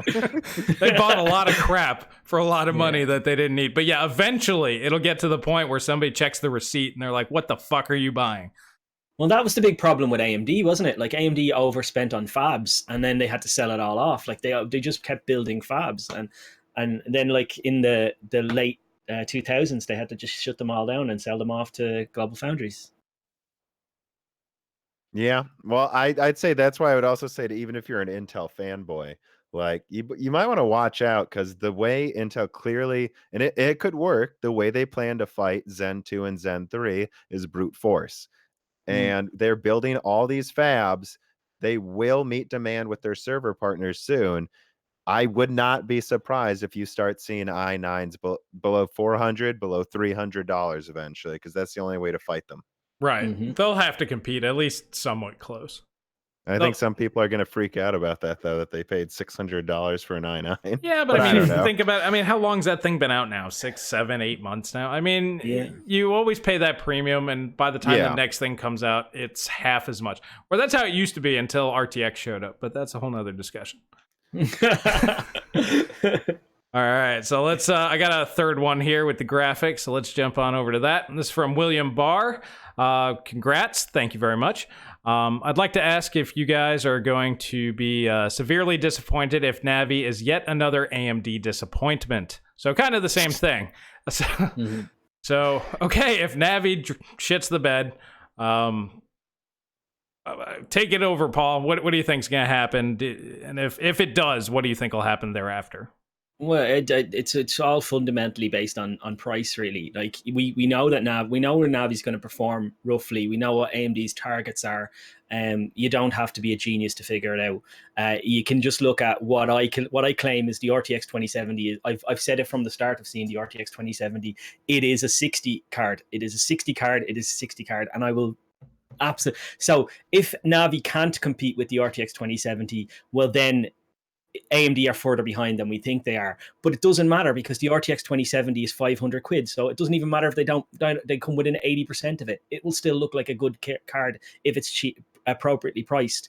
My honest look at AMD is what they need to really increase is their geometry engines, and they need to increase their vertex shaders. So they need to do something where they can draw more triangles per cycle. That's the limitation of GCN. And will they fix that or address it in this iteration of GCN, or will they just wait till a new architecture? Because otherwise, you're just going to have a really heavily based compute card, and this is supposed to be a gaming card. And you look at Polaris, where that had nine compute units per geometry engine. Vega had 16, so it was so heavily compute unit based versus geometry engine. So I'd just be curious to see, will this new GCN, that the reworked or improved GCN, have that extra geometry pipeline or whatever? Because Raja was backing culling of triangles that you don't need to give him an 11x performance increase, 11 to be able to a 2.6x increase in geometry performance compared to previous generations of GCN, and it didn't work. It just didn't work, and they've actually cancelled. If you look it up, they've cancelled it. It was primitive shaders they're going to use to do that. And, yep. And yeah, if you look, I remember that was one canceled. of the big things that factored into a lot of my analysis pre Vega, and nope, nothing. Yeah, just wait, Chris. It's still coming. That secret software update from AMD that makes Vega stronger than a 1080 Ti. I mean, theoretically, it should have at least been on that level. But I was one of those people that thought that was going to happen too, and then it became very clear. Oh no, it's not coming. Nope, not so much. Yeah. It like I was actually shocked because I was like, I wonder, like I just Googled where's the primitive shaders or what happened to primitive shaders, and it was just like cancelled. First link, it's cancelled, so didn't work. Yeah. So, Tom, what if Navi shits the bed? What do you think will happen? So I mean, and a lot of this is just based on Adored's leaks, and I do actually believe Jim when he says he has people he talks to at AMD now, and we'll find out, right? If Navi completely shits the bed. Well, he hasn't said good things about it lately, but if it shits the bed worse than his leak, then we'll know Jim has bad informants. But I don't think he does. And when you look at Jim's lineup, even the adjusted one with I like the AMD freaking out edition, it still doesn't look bad to me. I think what's very clear is GCN was never meant to scale for this long. This is a almost 10-year-old architecture that should not be used anymore. And I think Navi is going to be very good in the lower end. Like if you look at his adjustments and performance, the top of the Navi stack looked like way worse than I expected, but the bottom was the same. I mean, the RX 3060 is like a $140 card that is 75 watts and beats probably a 580. That sounds excellent to me. It's fantastic. Shits all over the 1650. And think of, exactly. Well, yeah, I mean, you mean the 1630, but right. But what really excites me more is this idea that and that will drop in price. So we're gonna have a $120 card eventually that does 1440p high to ultra. That's the entry level now, 1440p. Oh, that's awesome. Right. And that's what excites me more, because eventually that will go in laptops and I will be able to get a netbook that can play all my games while I'm on the go. And I mean, I don't know how. It's very clear Navi's not going to scale past where we thought, but we thought it was going to compete with the 2070, and Look, yeah, it was awesome when there was like 2 months of rumors that it could kill the 2080 Ti, but that's not what we thought it was going to be from the beginning. And I don't want this to become Vega, where Vega always sounded like this, and then we all freaked out. Oh, it's going to beat the Titan, and then it doesn't, and we get mad. But I think this will be better than Vega. It's going to be better than Polaris. I think for sure it beats the 2070, but it's very clear it can't scale. And you have to define shitting the bed. I don't. That was gonna be my response. Is Yeah. It's subjective. Everybody that's getting overhyped about this, it's going to compete with the 2080 Ti, and this Radeon 7 literally told you everything you needed to know. The fact that card came out at this price point and it's got this performance level, everything else is below that. If you think it's going higher than that, you're out of your damn mind. It's not going to happen. There was that rumor that maybe Navi will pull a rabbit out of a hat and it's better than AMD expected. And it is better than AMD expected. At the low end, right? But it's clear it's not scaling higher than that. And hey, $300 for something better than a 2070 sounds good to me. I don't know. Or Vega 56 performance for $200 is crazy. I mean, it's basically an RX 570 replacement that does 1440p 60. So, well, and I'm excited about it. I mean, I think the 2070 is not I don't think Vega 64 is a 4K card, nor the 2070 is, but it is a 4K card if you can turn down a few settings. And I do think it's this idea that a 3080 is a 4K on high card doing 60 frames with AA turned off, of course. Like that, with that becoming the standard is a huge deal, in my opinion. Like 4K isn't stupid anymore. It's doable. I was actually going to do it. I might still do it. But I was testing the RX 580 on 4K and see what you can do with that. And I'd say you can do a lot. Short answer is I can play every last generation game 4K, no problem. Absolutely no problem. So if you're cool with playing older games, or if you have a backlog, all you need is a 200. Well, I guess they're like $120 now or something. But yeah, you don't need much to play 4K anymore. So yeah, just bringing that price tier down, it's gonna be awesome.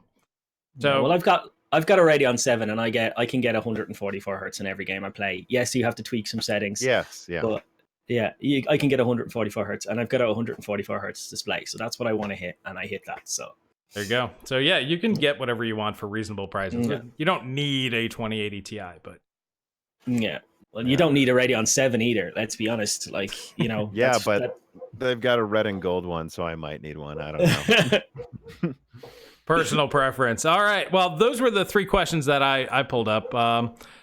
Did you have any, Paul? Anything that was jumping out? I know you had them on the Discord, on your Discord. Yeah, just let me open them up here. I'll see questions. We'll do a couple from you, and then we'll take some from the field out here, and then yeah.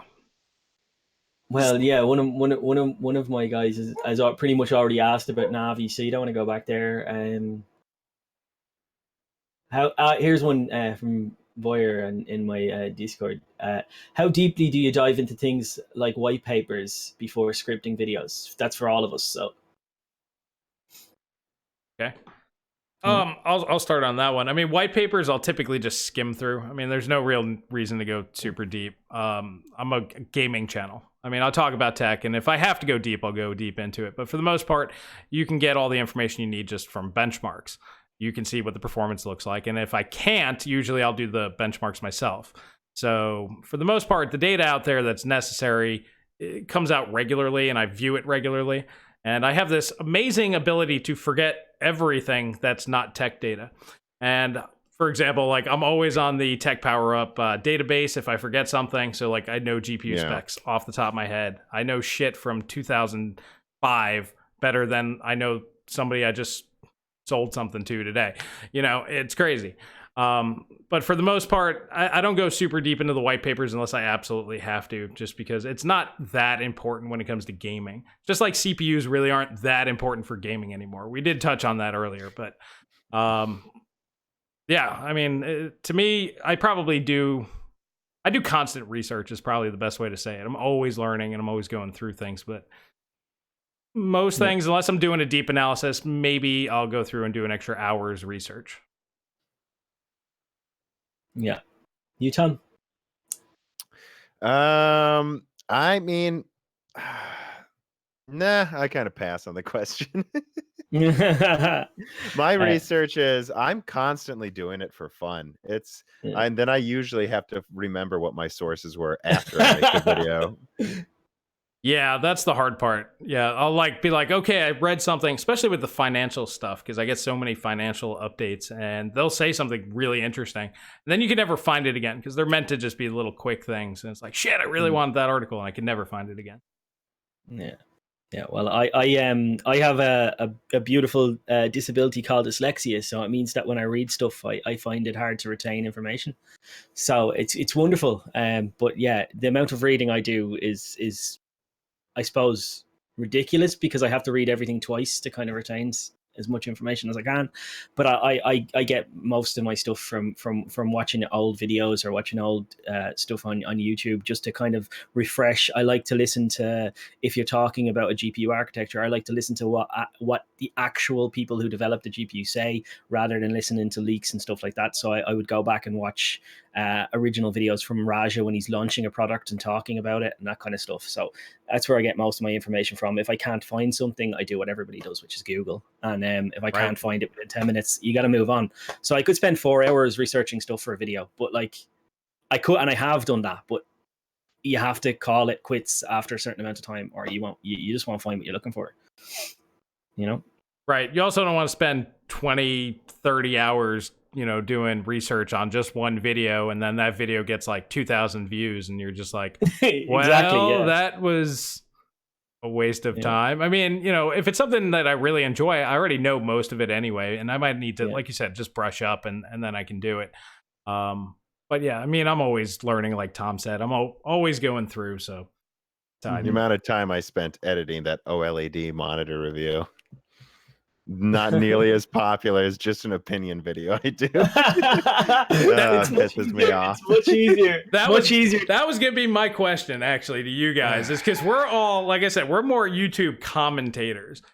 Yeah. Isn't it crazy how much more attention just like you sitting there bitching about something or being happy, whatever, just you talking about something, and then that's it, and it takes you like 30 minutes to do the whole freaking thing. And then, like you just said, you spent 5 hours editing a video, and then nothing. It was more than 5, but yeah, that's a lot. Yeah.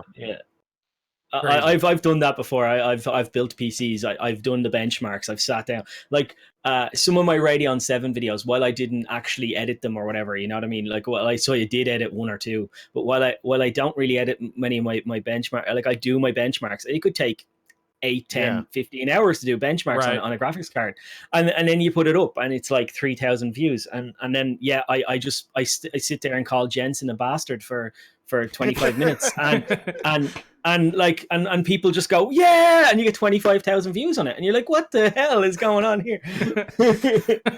I mean, to test that OLED TV, I had to move my entire thing over there, hook it up to the TV, hook it up to my TN panel at the same time, which is already mounted with screws. So I had to unscrew all of that.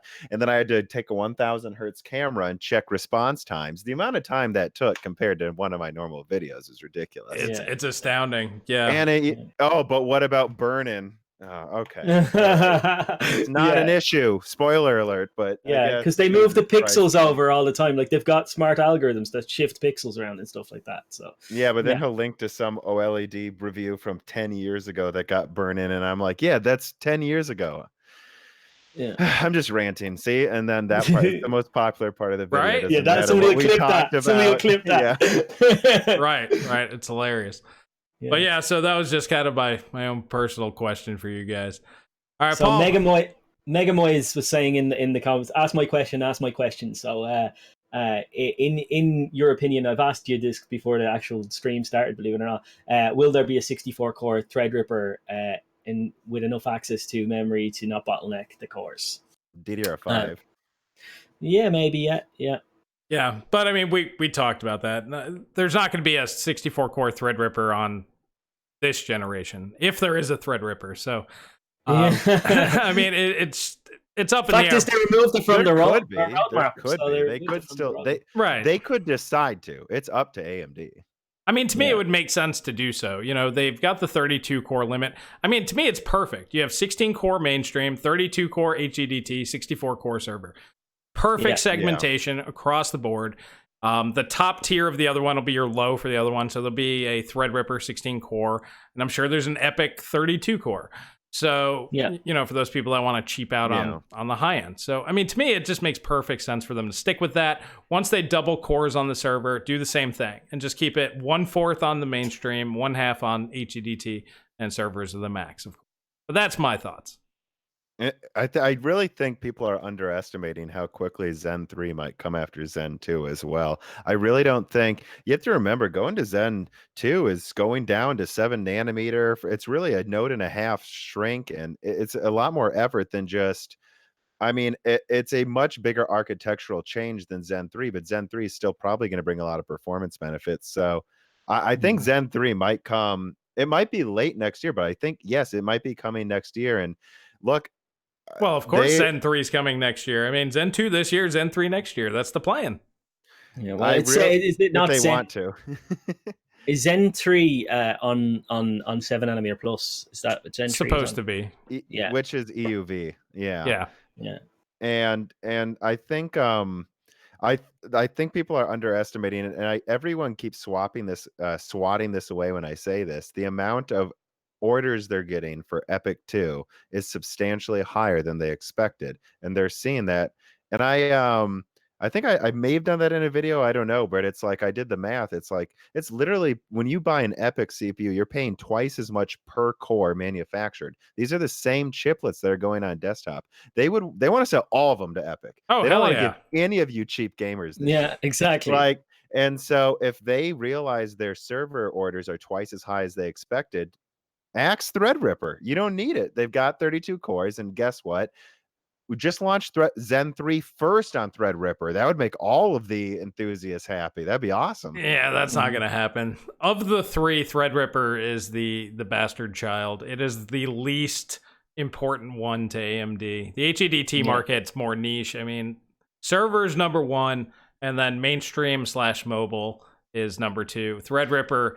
Well, it won't be full Zen 3, but I could see them doing like a 32 core Zen 3 early. But if it has 3 threads on Threadripper, I mean, what is that even competing with from Intel? I don't know. Right. They could be selling the worst yields of Zen 3 to Threadripper early, and it would still look like a magical CPU.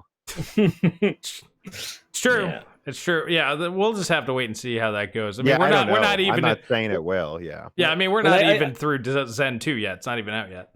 Well, I think it's very important to point out the fact that literally, if you made a 64 core Threadripper part, then you're essentially just making a ROM exactly the same. You're just taking a ROM and slapping a Threadripper badge on it and charging half. That's what you're doing. So less than half. Why would you do that? Yeah, exactly. But you know what I mean? Why would you do that? It doesn't make any good. It doesn't make good business sense. No. Yeah, the whole point of Threadripper was they had these Epic dies where 2 of them were disabled, and so that made sense to still sell them. And I mean, I've heard that the reason there's a 32 core is they had some damaged dies where the memory controller didn't work for whatever reason on a couple of them. I don't think they just disabled Epic chips and it works with quad channel memory. I think they had some. It's just like you have those special edition Vegas or Furies that came with like an extra die to like display on the wall or something, and it's like, yeah, that's a die that didn't make it. And it's like, I think some of those Epic dies in that final process had their memory controllers not work. That's what I've heard. I don't know if that's actually true, but I don't think they're just I mean, why would they? They'll do it when they have.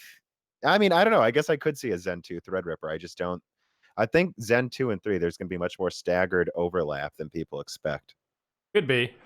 Yeah. Could be. So have I got room for one more question? Yeah, let's do one more, then we'll field from the guys, well, and then... This is a pretty simple one. So with the launch of Zen 2, how much market share do you think AMD will gain this year? I'll let you field that one first, Tom. I'm sorry. Can you say that again?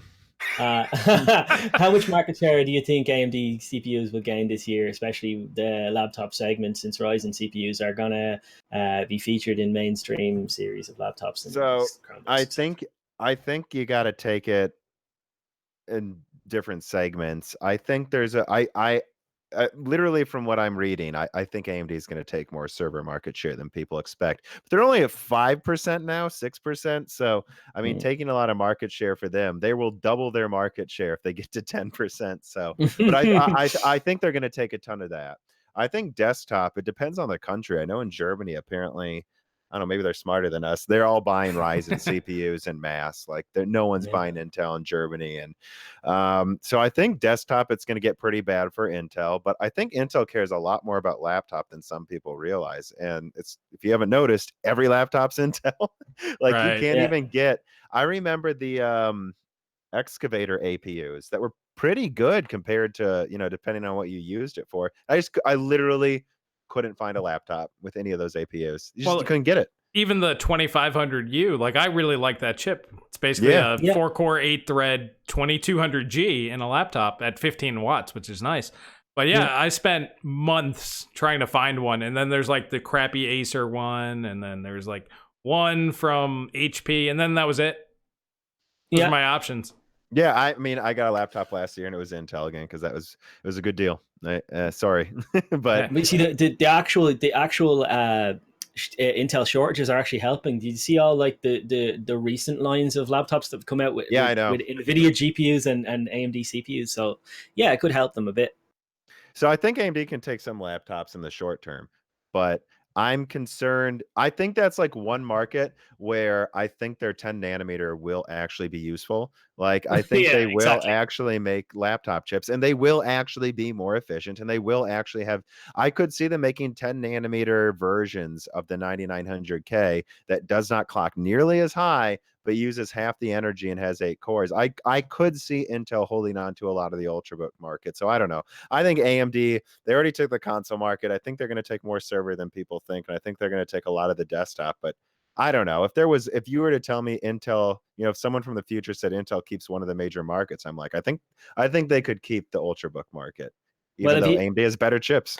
Well, if you look at the recent roadmap that leaked, and it was like, no 10 nanometer for desktop for God knows how long, all this kind of stuff.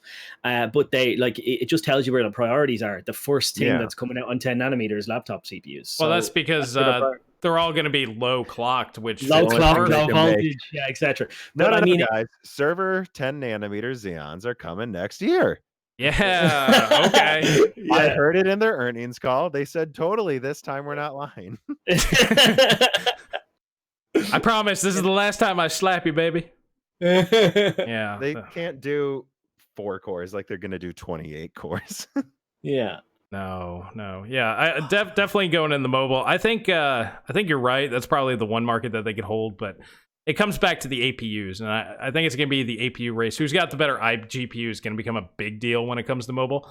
I don't, obviously the APUs this year, the 3500U or whatever it is that they have this year, it's just Zen Plus. It's nothing crazy. The Zen 2 version, I think, is going to be a big deal. Jim's leak said that it's going up to 20 CUs on these things. Yeah. On these APUs. Yeah. Makes sense. Yeah, which if you really do the math on it, comes out to almost as fast as a 1650, GTX 1650. Somewhere in that ballpark, it should probably land. Using 15 watts, that's incredible. Well, I think the mobile part would be a little bit lower, but still, it'd be somewhere in that range. And that's what I'm saying, though. 15 watts for an APU that competes with a desktop GPU. It's going to be crazy. But yeah, so I think if they can get to that point, they might be able to take some serious juice away from the mobile market, because if you can get 15 watt APUs that are competing with reasonable desktop level performance, I think that'd be great. But percentage wise, if I were to put hard numbers on it, they're expected to take 10% server. I think that makes sense. I think 10+% makes sense. They'll probably gain 5-ish% on consumer side. That's everybody still got Intel, and realistically, you don't need to upgrade yet. The new consoles are going to make sure that you need to upgrade, but until those come out, and games are developed for those consoles, so we're talking like 3 or 4 years from now, 4-core 8 threads good for a few more years. So people aren't going to upgrade in mass. But once they do, and if AMD is still as strong as they are, that's when you're going to see the major shift. What about 2 cores, 8 threads? Oh, geez. Yeah, you brought this up yesterday. 2 cores, 8 threads. Someone brought it up to me, by the way. That wasn't my idea. That wasn't your idea. I just like the I like the idea of it though. Like, what if 2 they got cores, that 8 to work? threads. Yeah. Okay. That would use no energy. Like, It would use a ton of energy. energy. It would use tons of energy. Yeah. See, you said it in your own Wow. video. It's to maximize the CPU usage, which means that basically when CPUs aren't as heavily threaded, each core has downtime and they're not burning as much energy as they would originally. So it would be more efficient than an 8-core CPU, but it's not as fast as an 8-core CPU. Exactly. It'd basically be, like I said yesterday, at best on par with a 4-core CPU. And then that's what I was about to say, a quad-core CPU, and it'd probably be less power efficient. You think it'd be less though? I don't know. Well, if you're burning those CPU cores at absolute max, there's no downtime because it's full of threads. Every juice possible in that core is being pushed. And then you have 4-core, 4-thread CPU over here that's just kind of chilling. I don't know. It'd be close. I'm just hoping. Wouldn't it be cool? I mean, it'd be awesome, and we could do a benchmarks. 2-watt 2-core that doesn't get bogged down when you're using hyperthreading that much. Are Intel still selling i7s that are only dual cores with hyperthreading? No, no. On I laptops. think so. On Mine laptops. isn't. No, On laptop. I had one. I had a fourth generation or 5th generation Lenovo laptop that had an i7 something U. Yeah, the And it U only had series. And it only had dual core with hyperthreading. I think they got rid of that with Coffee Lake. I'm pretty sure they bumped them all up. I think it's 4-core 8-thread though on all the U chips now. Yeah, I believe so. it's funny. I think there might be one. I swear there might still be one, but mine isn't, right? Mine is a quad core with 8 threads, and it truly does use under 15 watts. I mean, I undervolted it and I got that sucker using like 10 watts even under full load. It's impressive, honestly. Intel can still hold on. If they cherry pick, they can hold on to that laptop market a little bit. Yeah. Right, for a while. Alrighty, guys, so we're going to open it up to the floor. So if you guys happen to have any questions, now's the time. I'm actually going to take a quick little break. I am out of drink and my throat's getting a little dry. So I'm going to put it kind of on pause. Is that okay with you guys? Yeah, cool. I'm gonna run to the bathroom. All Yeah, right, I was gonna go to the bathroom too. All right, you guys get your questions going. We'll be right back.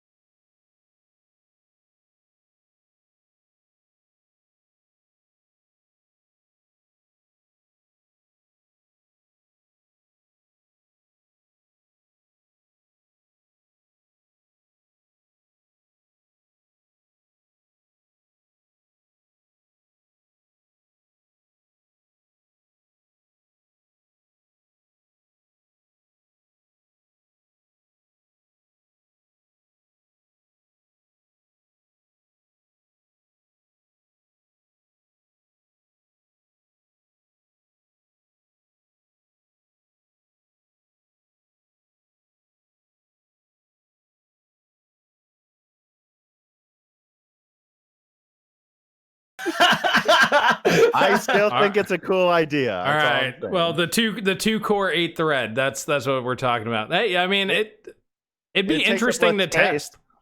Yeah, it would be. I will say that. Yeah. Definitely be an interesting thing to check out. So I saw the best one. All right, from Neo 1208. When will Half-Life 3 come out? Anybody want to field that one? Anybody? I go back 3 and years. forth. 3 years. 3 years from now. You're very optimistic. Never. I don't know. I really liked Half-Life 2. It depresses me. But yeah, me too. Yeah, it's honestly, I think if Valve, the whole Epic Games thing really becomes an issue, I think they'll do it. Right. I think they'll do it just to draw people back to Steam if they have to. But see, the problem is Half-Life is such a thing. Like, if you remember Half-Life, for me, the first one's the big deal, not 2. The original was, and at the time, there was nothing like Half-Life. It was so revolutionary. I agree, yeah. And then Half-Life 2 was great, mostly with graphics. It was just so much better than like Doom 3 at the time. Half-Life 2 looked amazing. It still looks pretty solid. I think so, yeah. Yeah, so I mean, it's just so hard to catch that lightning in a bottle twice. You're trying to ask them to do it a third time. I don't think they're stupid enough to do that. I played Half-Life 2 on a netbook the first time, actually. Really? My gaming laptop broke when I was in college. It's like an engineering laptop. That broke. So I got this $200 netbook, and I was like, what games can I play on this? And it was like 2000, I don't know, probably 2011 or so. And I was like, oh, Half-Life system requirements is like 800 megahertz CPU, half a gig of RAM. And it still ran like shit on my netbook. But I beat most of the game on it, and I was like, this is from 2000. What was it? 2004? Was it 2004? Yep, 2004 was a big year. I was like, this is from 2004. This looks amazing. Still, I was the music. Such a good game. The sound effects, man. Dude, I just remember watching the tech demos, taking the crowbar and just breaking up wood. That was a big deal. Yeah, that was a big deal. Still impressed me. Do you remember rocket jumping and stuff? Like, just it was just so much good. Oh, what was the gun called? The gun called that made you bounce around? The gravity gun? No. In Half-Life 1, you could fire it at the ground and make you bounce up, and then you could fire it at a wall and bounce across the wall, and it like shot through walls. I can't remember what it was called, man. I did all my rocket jumping in Quake. No. I mean, you could do this in multiplayer in Half-Life. I can't remember what. All right, I'm throwing that to the crowd. Anybody got an answer? Because I didn't play the Half-Life multiplayer. I took me forever to beat the first campaign. It was so hard. My friend could maneuver around maps in seconds using that gun.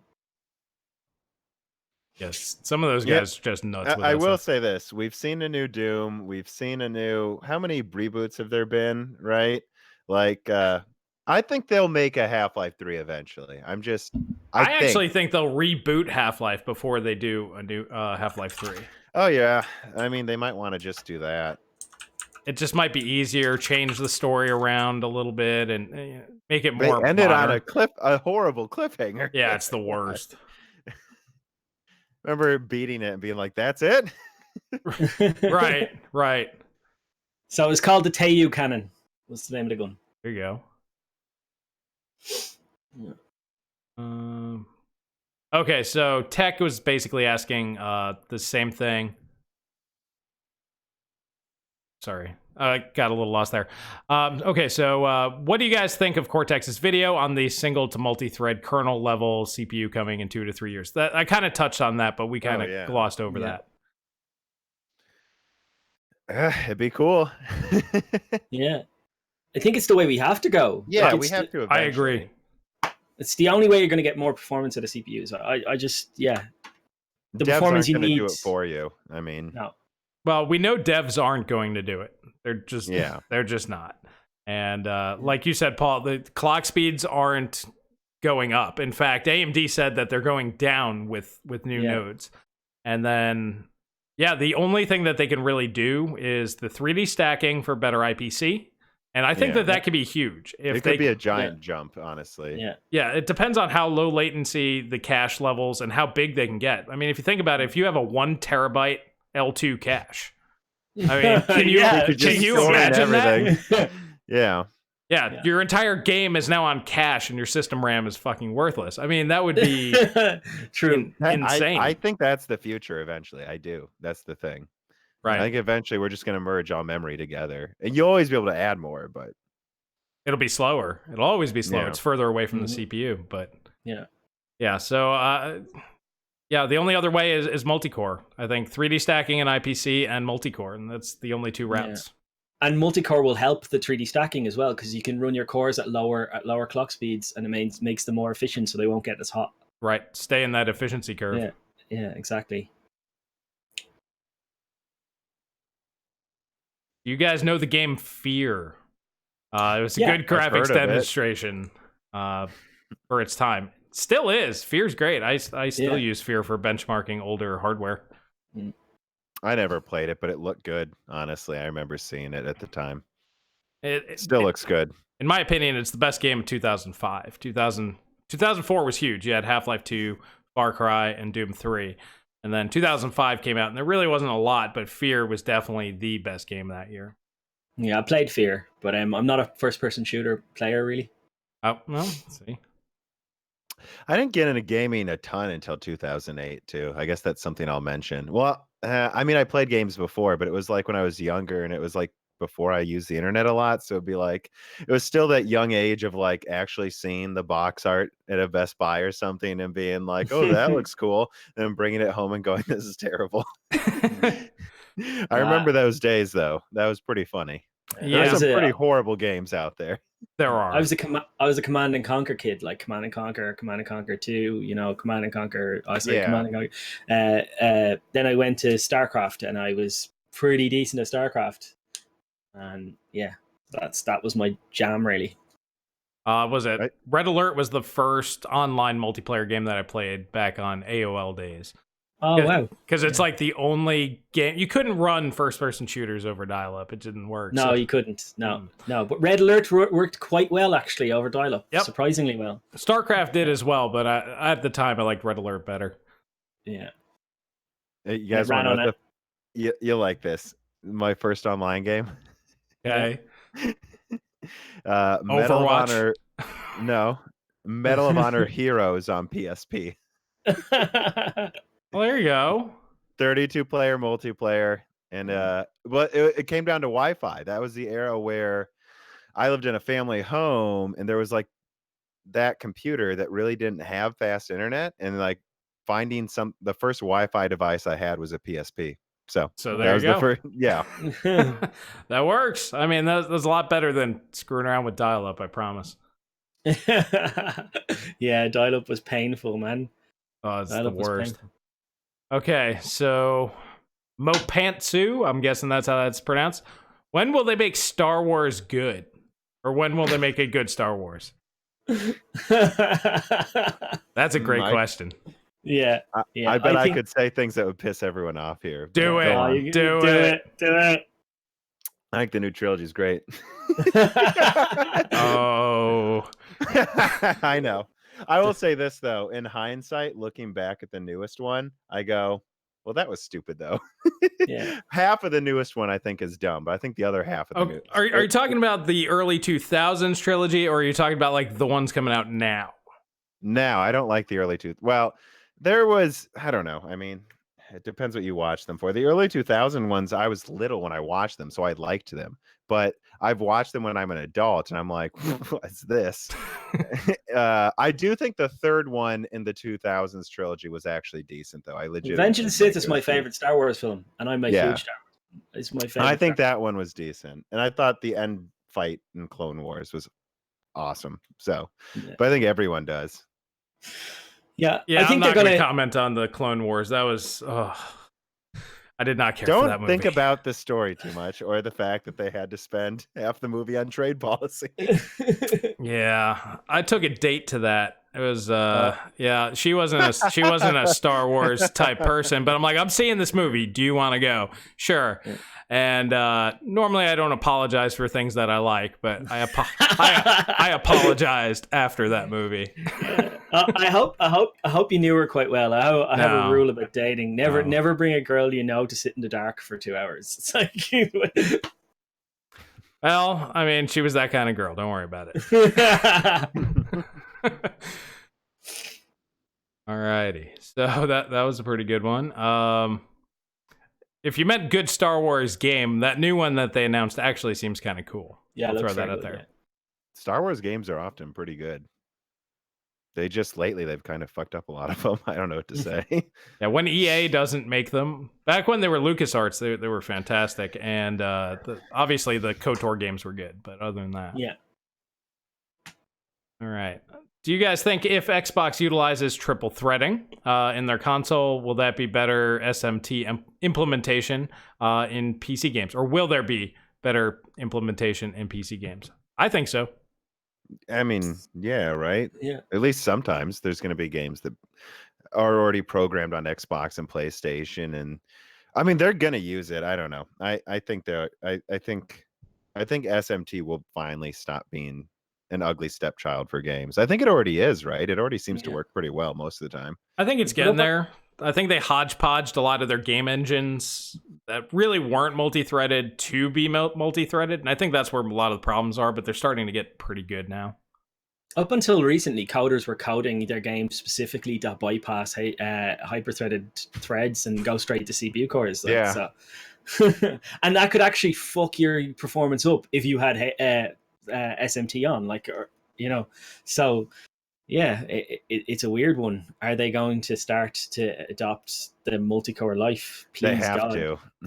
Right. Yeah. We keep coming full circle to that. It's whether they want to or not, it has to. Yeah. Well, the consoles are going to change all that, aren't they? Let's hope that's the... Wait, guys, don't forget the Wii U had 3 threads per core. Did it? And that was a super impactful console. Oh, that was a big deal right there. Yeah. And it totally wasn't completely kneecapped by the 1.2 gigahertz clock speed. Yeah. Well, I mean, that's actually pretty interesting to bring that up, because I always look at these Switch breakdowns on Digital Foundry, and when we talk about optimization, think of that level of optimization. That is ridiculous. That thing is the size of I played Doom on Switch, yeah. Right. Oh my God. The CPU is the size of a dime, and it draws like 5 watts of power. Mm-hmm. I mean...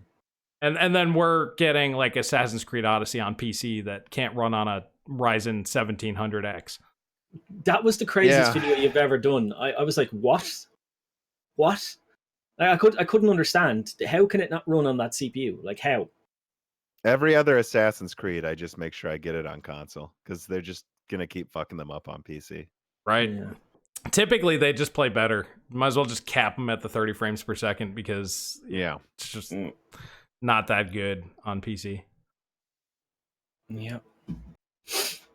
Okay, next stream with all you guys. I think that's to be determined. Yeah. It's my time zone is the problem. I'm 6. It's 2 o'clock in the morning here. So. Thank you for sticking it out though, buddy. I appreciate that. Yeah, no problem at all. Yeah, for us it's 8 o'clock and we're like, yeah, that's cool.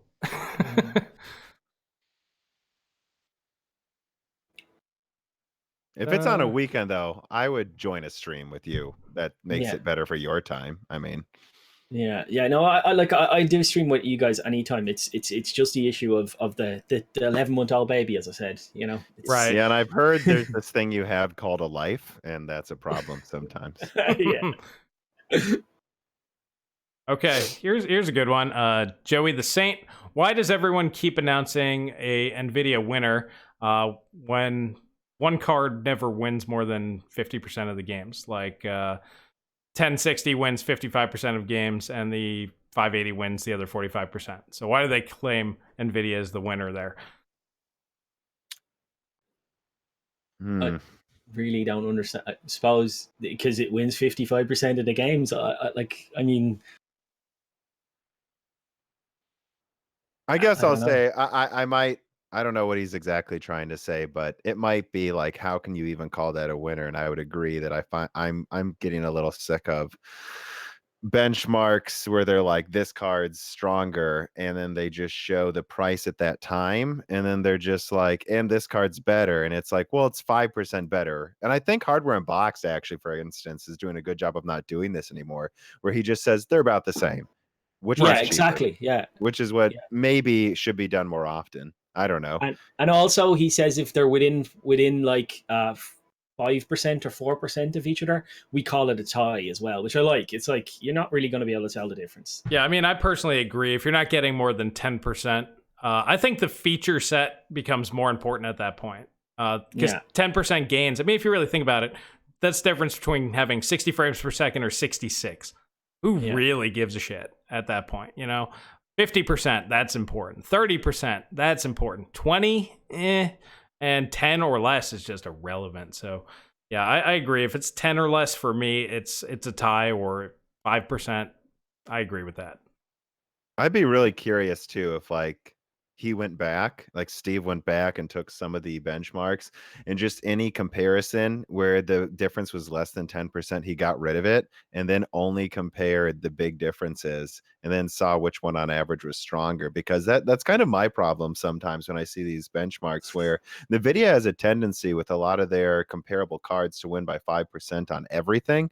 And then there'll just be this one game where all of a sudden Vegas 64 is beating a 2070 in Battlefield 5, and that's the game I play the most. But every other game, the whatever, the 2070 is winning by like 5%, and it's like it adds up in an average, but it's really not winning in any of these games. And then there will be one that uses asynchronous compute or is like Wolfenstein, and it's like people just ignore these times where the cards are vastly stronger. But it goes other ways too. There's definitely some times where there's AMD cards that vastly underperform in a few games. Right. Yeah, well, like I get about 170 or 180 frames per second at 1440p in Wolfenstein with the Radeon 7. I can make it 190 if I overclock it. So yeah, like that game, yeah. So like it is. Yeah. It shouldn't even be counted. Like, who cares? Every card is, at a certain point. Yeah, but like, and with Doom, I can't tell you how fast my Radeon 7 is because it caps it at the 200 frames per second limit. You know what I mean? So like, in Vulkan, AMD cards kick the ever-living snot out of NVIDIA cards until it came to the RTX series, and now it's just You know? Turing's a computer architecture. Yeah, that's it exactly. So right, I like the analogy that Turing is more like AMD hardware, and than any other of their architecture. So now, guess what? It runs well in AMD games. Go figure. Yeah, exactly. No, you all have to upgrade again. Right. They were waiting for it. Just wait for the RTX 3060, and that'll come out with 8 gigabytes of RAM, and then 6 gigabytes won't be enough anymore. Yep. Yeah. Which is annoying, because that's literally the only RTX card that I kind of like is the 2060. Performance is pretty good for the price. It's not great, but it's pretty good. It's just that VRAM sucks. If it had 8 gigabytes, it would be just fine, I think. Yeah.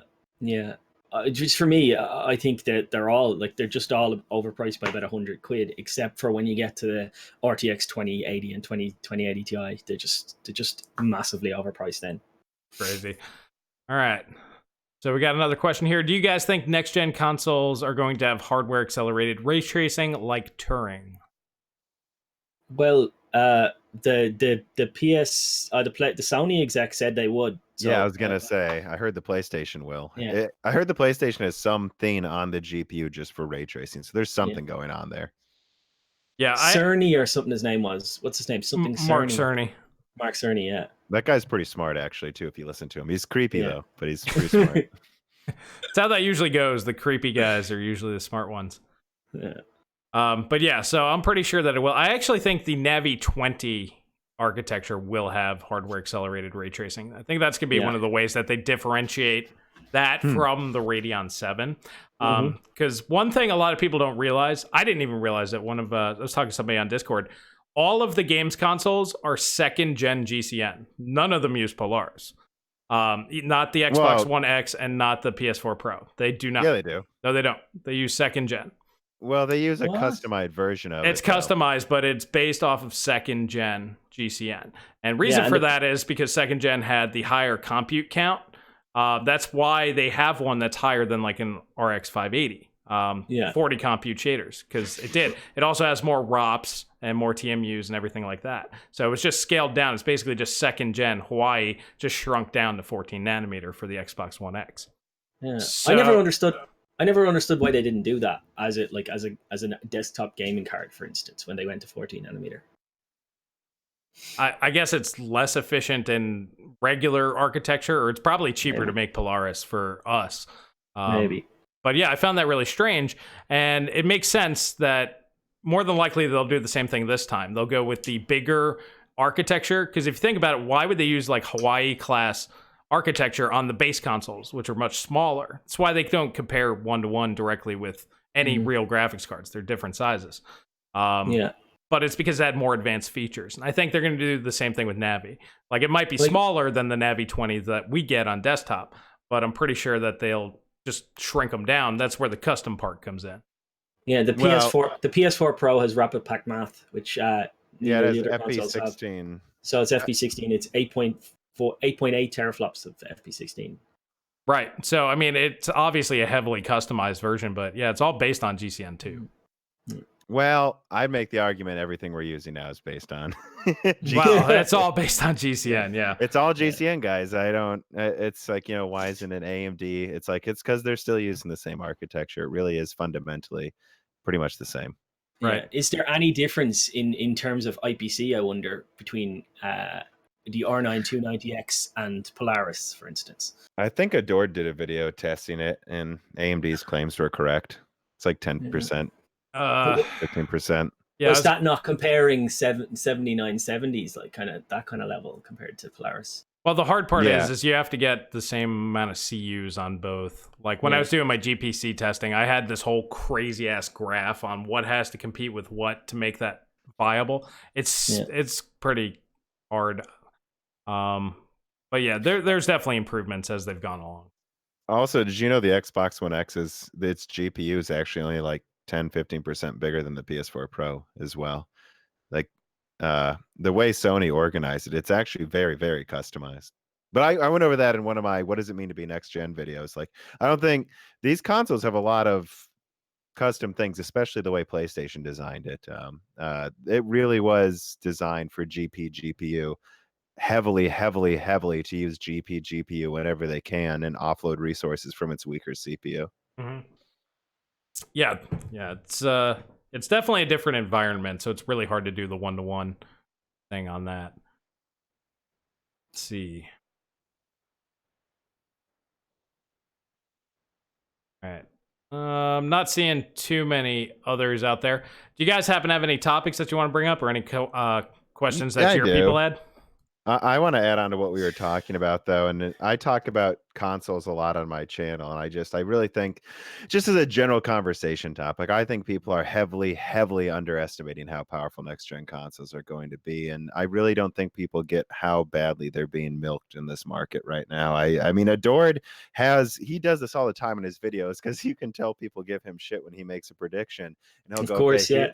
here's a wafer cost predictor, and and it's like, yeah, you guys understand the 1660 Ti, I know he specifically did that, costs like $80 to make, and they're selling it for $280. So this idea that, like, how could the PS5 have a 2080 and Zen 2? And I'm like, first of all, that's over a year from now, so all this is going to be so much cheaper. Second of all, keep in mind that the 2080 Ti is guys, it's a cut down top whatever card. This thing costs like $400 to make, and I don't know what else to tell you. I think it costs $400 to make, and they're selling it to you on last gen nodes for $1,300, and the die shrinks are coming. It's going to be so much cheaper to make that performance. And if you have the disposable income, that's why you bought the 2080 Ti. That's what you tell yourself. You want to display that TV behind me. I've never bought something that expensive that's brand new in my life. It was not for the price performance. It's because I'm going to spoil myself this one time. But don't confuse it. Like, you didn't buy the 2080 Ti because it made sense like buying a 5870 did, or something back then. No, that on one of my last videos, somebody made that argument that the 2080 Ti is a luxury item. I was like, it's not. Yeah.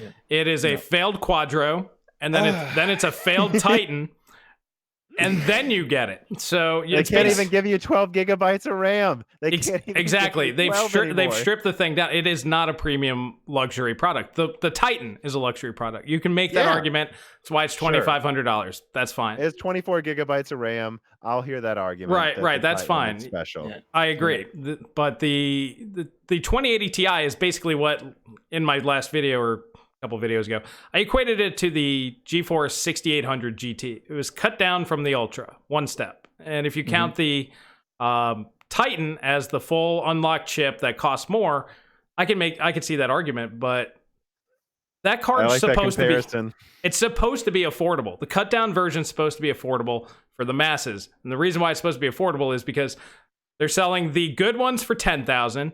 They're selling the okay ones for $2,500. They're selling you the crap. The ones that, if they don't sell them to you, they're going to throw them out. Okay? So it's not a premium luxury product. It's only like $5 a gigabyte for GDR6. Well, I think Jensen said it best when he showed one of the units that was used in the DGXs, like the small unit that goes into a DGX. Right. And he said, this is, I think it was Volta. This is Volta. Yeah. It took $3 billion of research to get this here, and it's yours for this is the first one, it's yours for $3 billion. And what people tend to say to me a lot of time is, all that R&D budget, they have to reclaim it. And I'm like, they get that back when they sell all of these DGXs to big server farms. Yeah. Where you are literally taking the shit that they would have otherwise put in the bin. That's what you're taking. The consumer market's never supposed to cover R&D cost. We're supposed to get the product after they make their money off of the professional market and all that stuff. Exactly.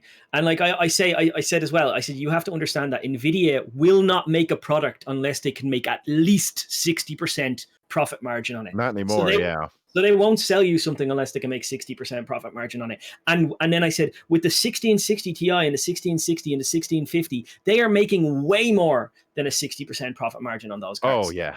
Because they are 50 cards and 30 cards. Oh, God, yeah. It's just mine. And all I'm saying, I'm not saying that don't buy them. I'm not saying that they're bad cards. I'm saying wait till Navi comes out, because because either way they'll drop the prices on the 1660 cards, or Navi will be a dud. Then go buy your 1660 card, but just go and wait and see what happens. You know what I mean? So you can make your best informed decision, because I'm telling you, these cards are 50 performance. Do you guys know it was in the PS3? Which I like that you said 6800.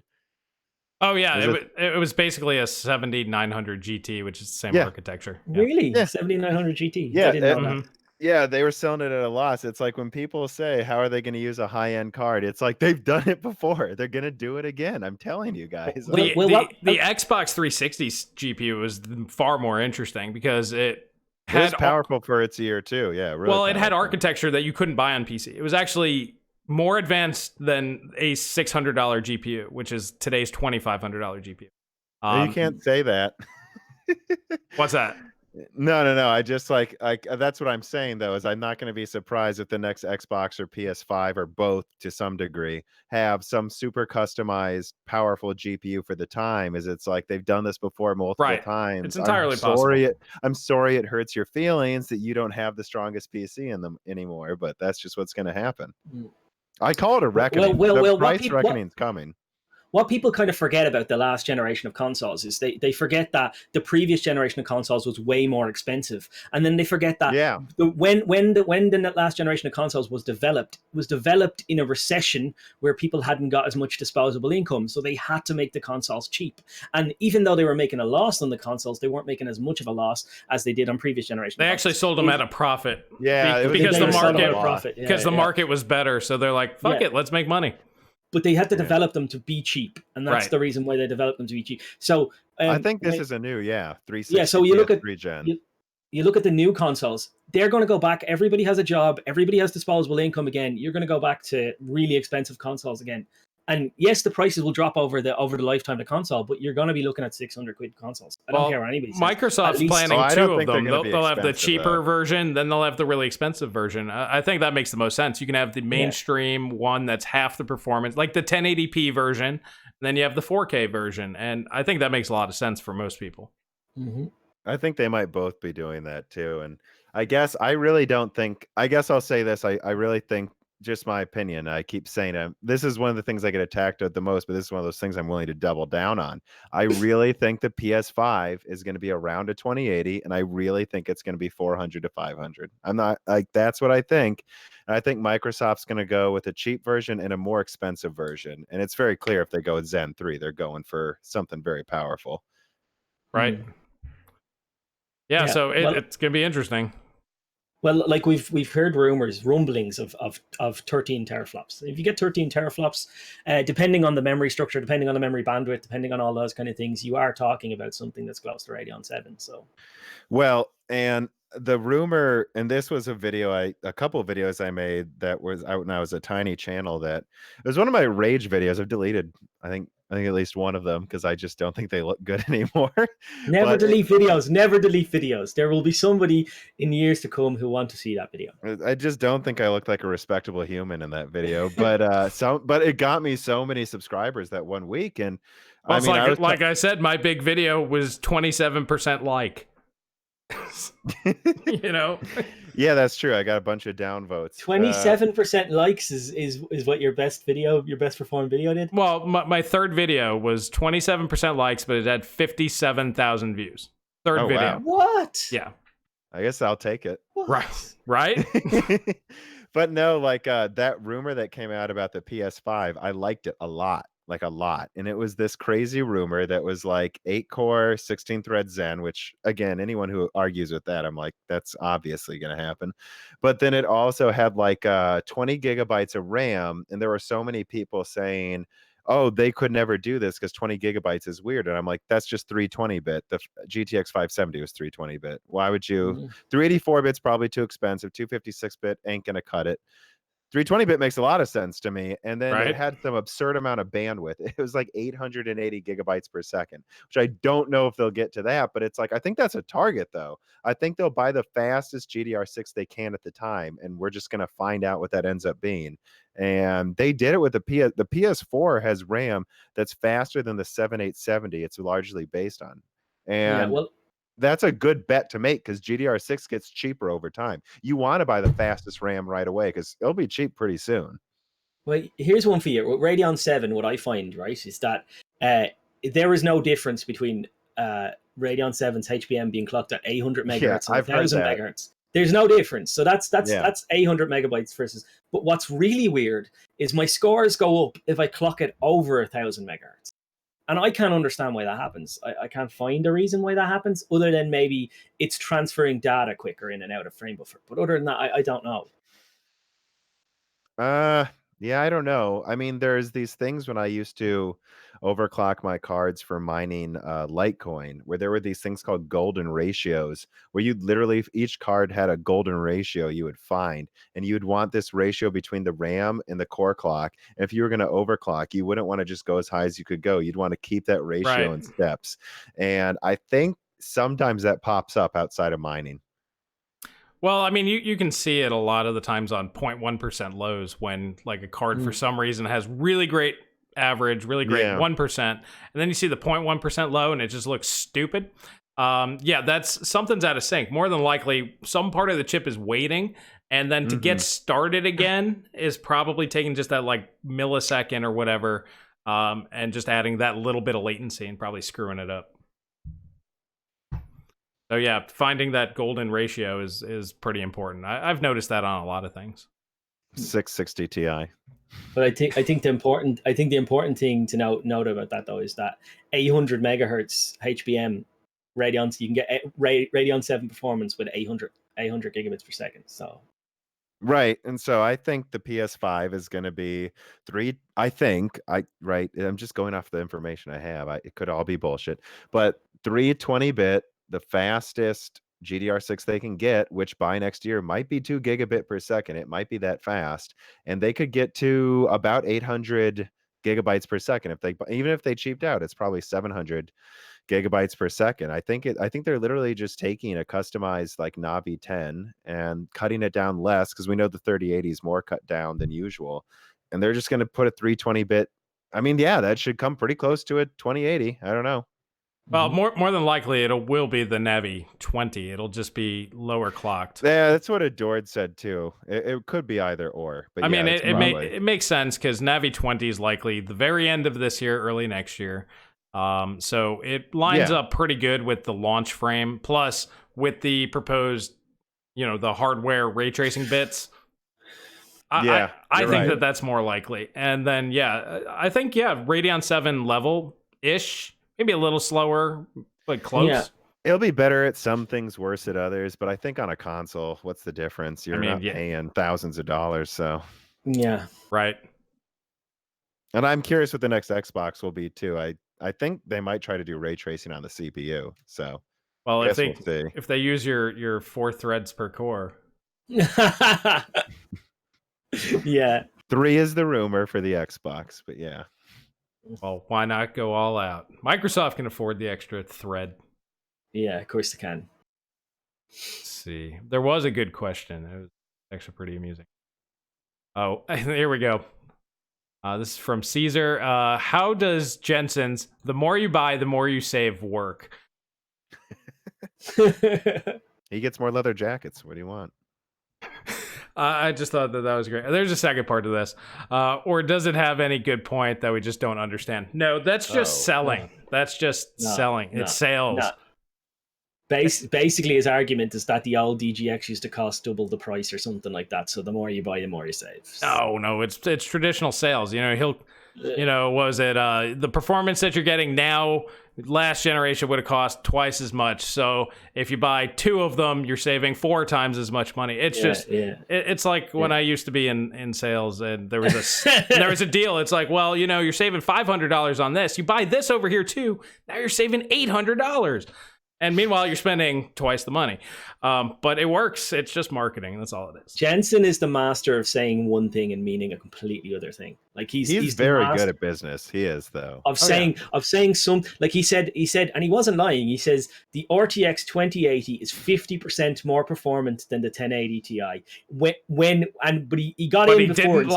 But he didn't lie. He got in and said, because we can do int and FB32 at the same time. So what he actually meant was, yes, we've added double. Basically, we can do both workloads at the same time. So yeah, technically we're doing 50% more work. But so he didn't lie, and he said it was 10 times faster at ray tracing, while making up numbers to confuse everybody. Sales and marketing is about one thing: telling the truth, but not the whole truth. Yeah, exactly. And making it sound good. That guy's good at it. He's bloody good. He's very good. Oh, he's so good at it. Oh, he's amazing. He makes me believe every time, just a little bit, and I'm like, wait a minute, wake up. I remember in a Dord's video where he was doing like the earliest leak of the RTX series, and he's like, I know you all think these prices look dumb now, but then he like zooms in on it and goes, they will make you want that RTX, trust me.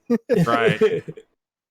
Yeah. And they do, and man, and I've seen analysts argue, by the way. Just again, I want to bring up analysts because I got in an argument on Seeking Alpha with an analyst in the comments section, and he said, we think AMD's in major trouble because Turing will be 6 times more powerful than AMD, because he pointed to the slide where he's like, see, Turing's 6 times stronger than Pascal. But yeah, on ray tracing. And he actually read that. I just don't think people get like how that actually works with some people. When NVIDIA makes that marketing slide 6 times stronger, asterisks in ray tracing if you're in 1080p. With DLSS and shitty quality and and with DLSS on. And that actually works on some people. Mm-hmm. Oh, I made lots of money off of people like that. Remember, Pascal was 10 times stronger. It's the 10 series. It's 10 times stronger than Maxwell. Oh, yeah. That was a marketing slide. A friend said that to me. That's your favorite architecture, isn't that right, Chris? Pascal was the sign. Like, it was a good architecture. I mean, I'll be real with you. I mean, some of the first videos on the channel was me and Joe talking about how awesome that was. Tell the prices. But to me, it was literally the first sign. It's like, this is what NVIDIA's doing. They don't give 2 shits about you anymore. They are going for the gold. When I saw a 1080 Yeah, 1080 Ti, not the Ti. GTX 1080, when that first launched, they were selling for over $700. And the chip probably cost them like That's with these $3 to 2080 make. prices, Chris. Why is the Yeah. 2080 so expensive? This has never happened before. Yeah, and everybody got mad at me, being like, no, they're never going to do that. They're never going to. And then the RTX lineup came out, and I'm just like, I should have done it. Happened already. I should have done an I Told You So video. And it's like, look, Yeah. this is what I was saying last generation. But yeah, before that, Maxwell was really good. It was priced very well. Kepler was competitive. I mean, the NVIDIA really didn't get scummy until the 10 series, and then they just ramped it all the way up to 11 with RTX. Oh my god, they really did. The Titan was the start. Well, the Titan was technically the start, but even then they were pitching, because it had FP64, so it at least had a reason. It had a reason to exist in a separate market. But yeah, you're right. Titan it for the FP64 though. Right. They couldn't keep it in stock on Newegg, and it was gamers. They couldn't keep the Titan XP in stock either. Like the Titan XP, the reason why the 2080 Ti costs. Yes, why is the 2080? Because you asked for it. Because the Titan sold that well. That's why they did it. Exactly the same price. Like. And if people are spending $1,300 now, I bet you they're going to base it off of how well the RTX Titan's selling. Mm-hmm. And if these crazy, I need the best people are spending $2,500 on GPU, 3080 Ti will probably split the difference. I don't think they'll go the full way, but I bet you it'll hit about 2,000. Yeah. I keep thinking like $799, $1699 is probably a good middle ground there. Something That's about what I was it. about to do. $16.99, $17.99, that kind of. Well, let's assume that AMD's, let's say Navi matches what NVIDIA has now, and they drop down to 7 nanometers. And then they can bump performance by 25%. We know 7 nanometer gets you about 25%. Say they use a little magic, get up to about 35%. If they're 35% faster, they're only 25% faster than the 1080 Ti right now with the 2080 Ti. So if they can get up to 35% faster than anything AMD has, anything else that they put out, they're going to charge the maximum. I think they're going to go for the It's gold. not 25% faster. It's 10 times stronger because it does ray tracing and DLSS. I forgot the slide. Yeah. Shit. Yeah. Damn, that's why it costs so much. You got to remember. Thanks for explaining that. It does 10 gigaflop optic, whatever fucking number he made up by just chance. That hurt my brain when he was in S. I'm like, what the hell are you even talking about? And that's 10 times faster than the 1080 Ti. Yeah. But when they put ray tracing on the 1080 Ti, the 1080 Ti is in fact only about 1/3 as slower than the. Yeah, that's funny too. Yeah. So that was actually one of the times I caught him in a lie. Definitely a lie. Like he said, it was 10 times faster at ray tracing, and it is fact only about 3 times faster. Well, I don't think they ever intended for you to be able to actually find that out. I think the neon noir thing or whatever, or the frightened fact, them. Yeah, that frightened them, and the fact that the RTX just isn't selling, so they want you to try RTX on your 1080 Ti, be like, this sucks, so they want you to upgrade. But I don't think you were ever supposed to actually be able to verify how that was supposed to work. Yeah, and they had it locked down. Like I remember watching a UFD video where he was trying to trick it into doing ray tracing using an RTX card. Like there was nothing he could do to get it to work, and now all of a sudden they just unlocked it with the just changing the driver. It's mad. Yeah, Volta could the whole time too. That was one thing I saw before. Yeah. Well, Volta, I mean, it's got the tensor cores and all that other stuff. I mean, it's like halfway between Pascal and Turing anyway. Mm-hmm. I almost bought one for mining one time. Why would you? Man, I was gonna say, if you can make money off of it, I guess. That's how profitable it was in 2017. It did 100 mega hash, which is like 2 Vegas. Really? I did. It was only 50 mega hash, was it? Yeah. Yeah, but at best, most people were only doing 40, but for like $3,000 though, what's that, like 10 Vegas? Yeah, but it was gold.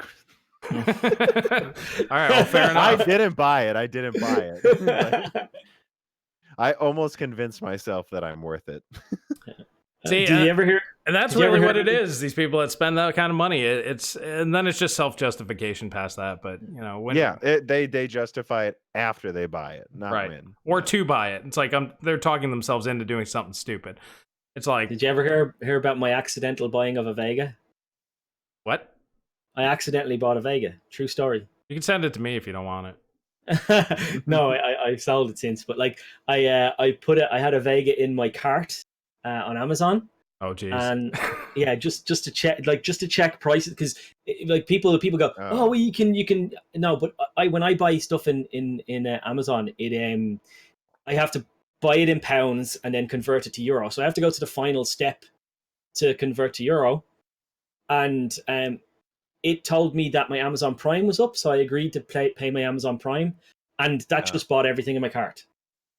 And I went, I didn't notice, I didn't notice, so I went off about my. I was actually in work when I did it, and I went off about my day's work, and I got an email, and I looked at the email, and it goes, your Vega has been dispatched.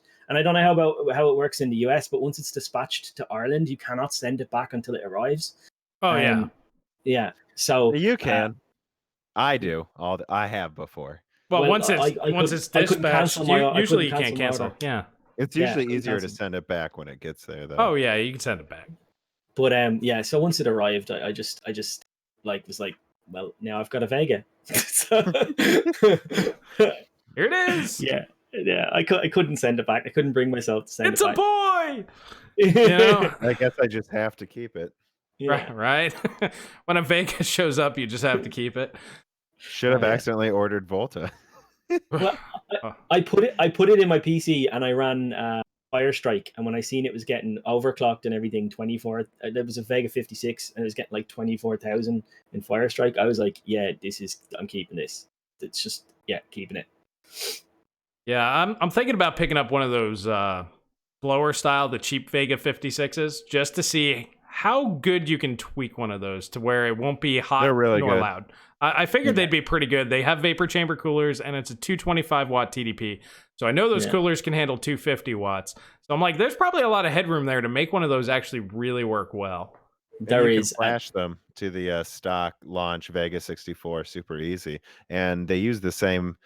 It's usually slightly less stable. You won't overclock it well, but oftentimes you don't need to tweak any of the voltage. You just flash it to the stock launch Vega 64, and the memory works fine at much higher speeds. That's the thing, yeah. If you flash the Vega 64 ROM on it, you can do the about 1140 on the memory, or is it 1040? I can't remember what Vega does. 1040. I was gonna say 1140 would be too high. I mean, it's only stock like 800 or something. Yeah, mine are all running above 1100. Nice. Yeah.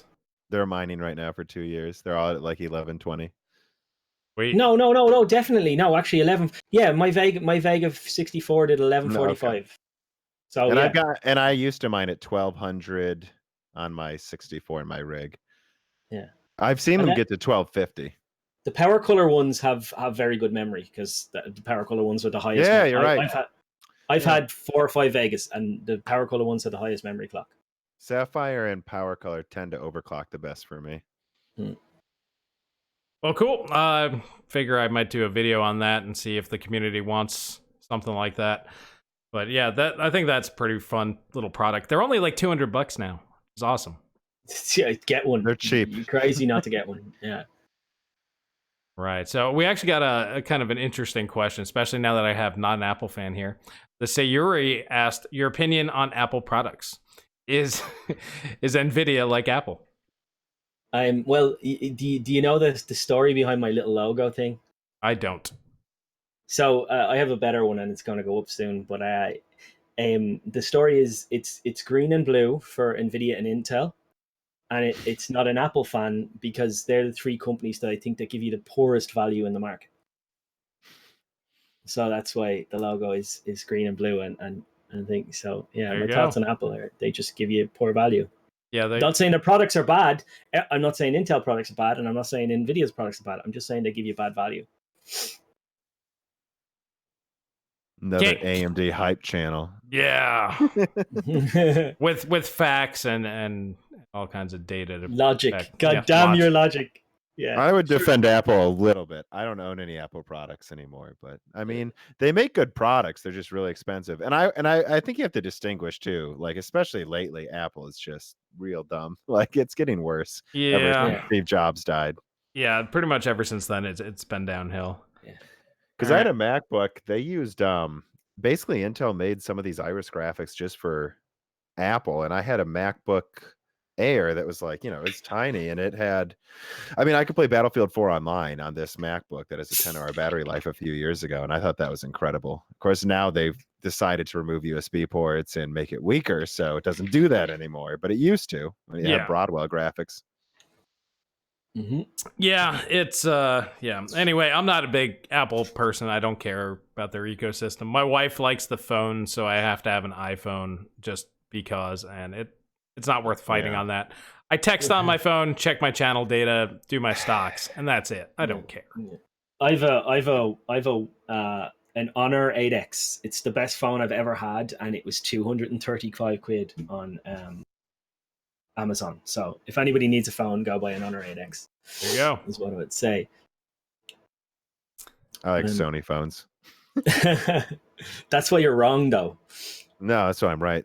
No, you're wrong. Hey, that OLED analysis only possible because this can film at 1,000 frames a second. Well, that's great, yeah, but there's other phones out there that do that, and they don't overheat and drain your battery really fast and freeze all the time. So, what Sony phones have you been buying? You're in Europe, so they sell Sony phones there. I have to find them if I'm in America. Yeah, that's why I'm in Europe. I know what I'm talking about. Hey, I when they make a good one, they make a good one, but I'm aware some of them suck. Well, everybody makes a dud sometimes. I mean, that's just the way it goes.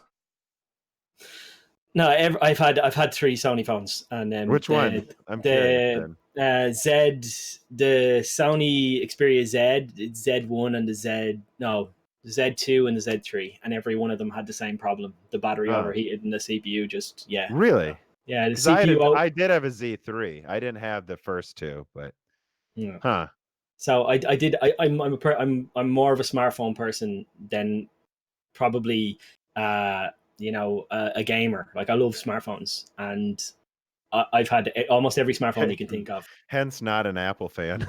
Yeah, but I've had an iPhone XR. Yeah, I don't know if I have one or not. I have a work phone that's an Apple. I don't know which one it is. It's really big. Guys, I got another one here that's kind of interesting and not something I would have ever thought of. Have any of you guys gotten any death threats? I can't say that I have. I've had a lot of people kick, scream, get banned, but other than that, I've had somebody tell me that they had sex with my wife, which was lovely. No. Yeah. He couldn't speak English very well, but it was all about usually the things he did to my wife when he was over at my house last night, and oh, awesome. Lovely. That was probably the nicest comment I ever got on YouTube. Yeah. The meanest comments I get are on Bitcoin forums. Yeah, it sounds like you get called out a lot on forums. I will say this, though. It's not in the Bitcoin forums. It's when I'm trolling non-Bitcoin cryptocurrency forums. Like, haha, your shitty project just died. Should have bought Bitcoin. And then, they get mad. I bet. But there's so many knockoff coins. It's like, oh my God, what are you guys doing? Right. You got to stick to what's actually going to make money. Bitcoin Cash. What? Someone's getting mad at me right now in the chat for making fun of Bitcoin Cash. I'm like, oh, there's just Bitcoin. No, Bitcoin Cash is Bitcoin too. If you send Bitcoin Cash to my Bitcoin address, will I receive it? No, then it's not Bitcoin. Right. Alrighty. Do either guys have any other topics or any other questions? No, not really, man. I guess, I don't know. I got one someone asked that I thought was a decent question is, what do you think Intel's software advantage actually is? Because, I mean, they have been programming with Intel in mind for a while before Ryzen came out. You're talking about just like the general programs that we use? Yeah, especially gaming, I think. I think most people are usually It's a big difference between the Ring Bus and the Infinity Fabric, really, isn't it? Games are optimized to run on the Ring Bus, really. So, because I've heard that it might get pretty bad when they start even just putting a little thought into making sure the game can handle Zen better. Well, Yeah. I showed you the chart that I did yesterday, so I still think that Intel's got significant advantages in games that are just lightly threaded, say 4 threads or less. I just think it's because they have a better architecture right now, honestly. For that, it's low threads, high core count, basically games.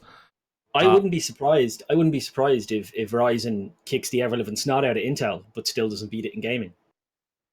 I wouldn't be surprised. Like if Ryzen Zen 2 comes out and it absolutely kicks the snot out of everything Intel can do, but doesn't beat it in gaming. I think it'll be close. I don't think if it wins, it'll be small. If it loses, I think it'll be small. I think it'll be very close. Yeah. I could see it going anyway. I really don't know because it's hard to tell. Like because they show one benchmark, but you can't see what clock speed it's running at. You can't see. I mean, yeah, I don't know. I think it will beat Intel, but I don't know. I guess I don't. I really don't know, and I think they're all within 10%. It doesn't matter. Also, he likes. Okay. somebody was asking, can they see what my okay. figures are? So yeah, I was gonna say I don't have a way just to blow up Paul, so you got to look at him. He's kind of tiny, but I don't actually collect action figures. My best friend is massively into comics and into action figures, and every birthday he buys me an action figure that he thinks I like because he likes it. So yeah. So yeah. I'll ask one more question too, if I can. Sure. It's one of my friends asked me this. I think we've touched on it a million times, but he said, yeah, my question is, and I thought, well, that's not very specific, but he's like, no, but how could Intel let this happen? Like let's humor this. Let's say Zen 2 is as good as it could be, and it beats Intel in gaming by a lot. Define a lot. Let's say more than 10%. Yeah. Like I don't think it matters in gaming that much anymore. But then also Zen 3 comes out and crushes them again. Like, how could Intel let this happen? Well, they didn't let anything happen. They've been working on 10 nanometer for 8 years now, something like that, since Broadwell. They started working on 10 nanometer. So they didn't let anything happen. It's just they failed. They failed at getting to the next node, and they've been playing, well, let's see what we can do for the past couple of years. And it's just that simple. Until they get to 7 nanometer, they're pretty much just screwed. They need to just drop 10 nanometer and just go straight to 7. Yeah.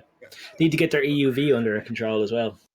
So there was a semi-accurate article talking about how Intel might have known that 10 nanometer was kind of a wash for a while, but they basically thought they'd have the luxury of delaying it forever. And I'll actually, I think, I don't know, did I talk about this in a video? I thought I did, where basically it was Intel could have, I did talk about this, could have closed all their fabs that were 10 nanometer, but they've decided to keep one open. And it's because if they have to get to 7 nanometer eventually, any problem 7 nanometer is going to have, 10 nanometer also has. So they need to solve 10 nanometer before they get to 7. And so basically they're just 10 nanometer, what I've read is basically it is dead. That one fab or 2 fabs that are allowed out of like 30 fabs that are allowed to be 10 nanometer are basically just R&D research facilities at this point that are there so they can say they never canceled it. And they're just going to use it to pump out laptop chips. And I think we did it. And they're going to say, please don't sell our stock. Please don't sell our stock. Basically. And like how bad it would look to shareholders if they literally canceled 10 nanometer. It would look so bad. That'd be the best April Fool's next year. Just I might have to do something about it. But But I do think they did. If you look at their previous CEO, he was having affairs with his employees, got pushed out of the company because of it, sold all of his stock before the security vulnerabilities came out. Yeah, I think he was asleep at the wheel, and I think upper management literally was. And I think, well, again, I have a video I think I'll release on Sunday where I looked at what if Intel took Ryzen seriously. There's no reason they could have done something, though. They could have done something. Yeah, we knew Zen was coming out for years, for and many they just years. And as I was doing the research one more time, I was like, started realizing how absurd Kaby Lake was. Like they had quad core Sandy Bridge, quad core Ivy Bridge, quad core Haswell. Don't forget first gen. Don't forget first gen. Yeah, I know. Quad core Broadwell, quad-core Skylake, which at least had a decent IPC increase. And then they also did quad-core Kaby Lake. They had, even back, and if you think, Broadwell came out right around when the Ryzen rumors were coming out. So they had mastered quad cores on 14 nanometer, even if the yields were bad at first. They had 2 to 3 years to add anything, something, come up with some advancement besides just making another quad core in 2017, and they still did it again. Like, they could have removed integrated graphics, added 8 cores. It would have been the same die space. They could have done anything. They could have kept the ED-RAM that Broadwell had, which did have good gaming benefits. There are so many things Intel could have done, I think. I really think they just decided not to. And now that things have gotten bad, they don't have enough time to react in an intelligent way. They can just add 2 cores. We'll add 2 cores. It's the only option that they had because, like you said, sleep at the wheel. Well, like if you look at the original launches, then like it was, as I said, it was 500 quid for the CPU, and it was maybe, let's say, 150 quid for the motherboards. That's like what, a 650 quid entry price. They had their HEDT platform that had 6 cores, 12 threads. They could have launched that, dropped the price on it. They didn't do that because they just thought, we're Intel, we're the best, whatever, and they just didn't drop the prices. So even though it's HEDT, I know that like the platforms can't really exist, but if you drop the chip prices and keep the motherboards the same, whatever, it lowers the price of entry. And then they, like, you know, even when they thought, but they put Kaby Lake on HEDT, right? So that was the funniest part. Just as good. But that's how not serious they took. Oh yeah. AMD. Even though AMD had a competitive product, they just thought nobody would buy it. It's not going to be a threat. Like, do you know what I mean? And then they go, like, and then you go to the 6-core parts. They had the 6-core part planned from years in advance, I'd say, and they had the 8-core part planned for years in advance. They just didn't start fabbing it yet, because why fab it when you don't need to make dies that big? I'll just keep making quad cores and make as much money as I possibly can. That's the reason why they did it, you know.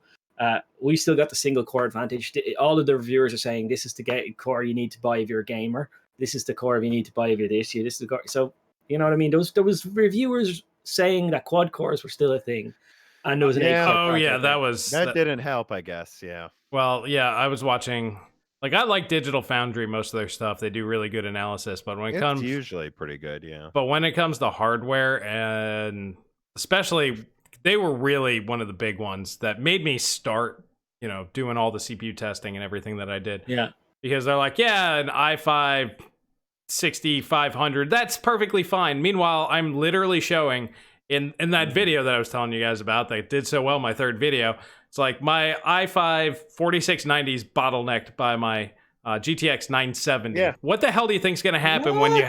Oh, yeah. No, I believe it, because I remember when I saw Battlefield 4 come out, and there were numerous videos in the Battlefield YouTuber space of people like, hey, this i7's 80% utilization and the i5's at 100 at all times in multiplayer. And it's like, yeah, there's bullet velocity, bullet drop, there's physics that are going on. You have 64 players at once. There's a lot of computations going on, and people were just blown away. i5s are maxed out. And it's like, I don't know, in Battlefield 3, they're at like 80% already. I don't know why you're surprised. Right. Yeah. Once this generation kicked in and they're like, what do you think is going to happen? 8-core CPUs, you need at least an 8-thread CPU. Go figure. Yeah. Meanwhile, I only got 27% upvotes. Yeah, well, do you remember when, like, I remember when the Q6600 came out and everybody got to buy an E80.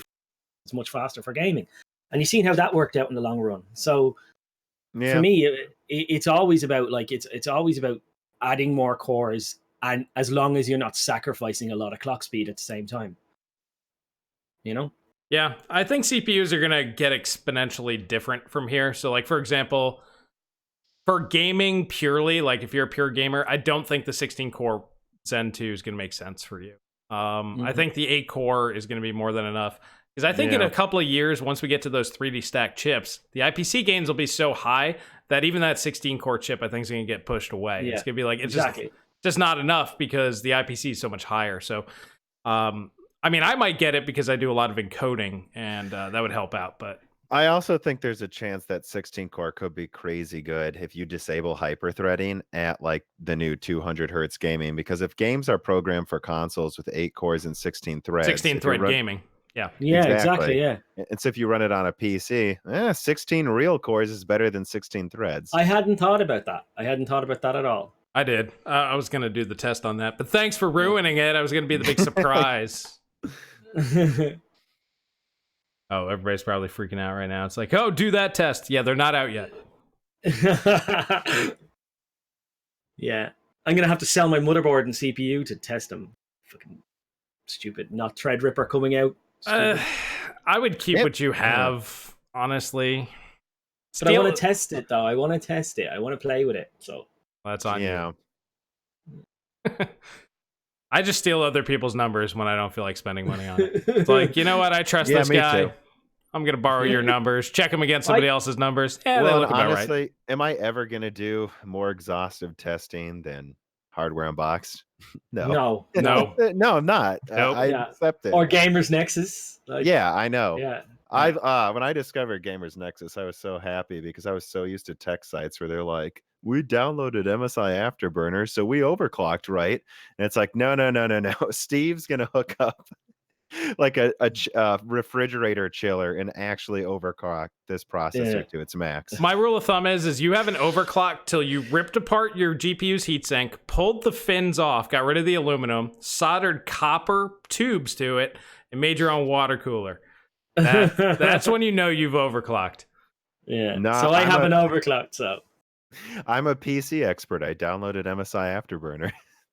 Yeah. Well, there's a lot more of those today. It's crazy, but all righty, guys. What you could do is wait till your shed is -5 degrees. Hey, there you go. Yeah, and then put 1.6 volts through a 2600 and overclock it to 4.4 gigahertz. You know and what? Then forget that you've set 1.6 volts in it. Bring it inside, sell it to somebody, then turn it on, and it blows up. And then you have to ring the guy and go, listen, I can't sell you that PC because I'm after killing it. It done exploded. Yes. Yeah, I actually went to college at Michigan Tech, which for those who don't know, that's up in the Upper Peninsula above Wisconsin. It's actually, if you were to go on Tinder, it would sometimes match with people in Canada. So like that's how north it is, and it would get to -20 in the winter. And so I had a 7970, and like I just opened up my dorm window and just like put a bunch of blankets on top of myself, and I had Delta fans directly on the 7970, and yeah, you could get to some pretty high overclocks just with that. Not gonna lie, I've done that before myself. So yeah, it works. Michael Lyra, sorry if I'm butchering your last name there. He was asking a question. Yeah. He just said, "Can AMD charge more for their stuff this year?" Yeah. Yeah, I agree. I mean, like I was saying before, I think they can get away with $1,000 or close for the 16 core, and they could just scale up from there. I don't think they can get away with the 8 core being more than the 9900K. It'll have to be less by about 20%, but the higher core count stuff, I think they can definitely charge whatever they want.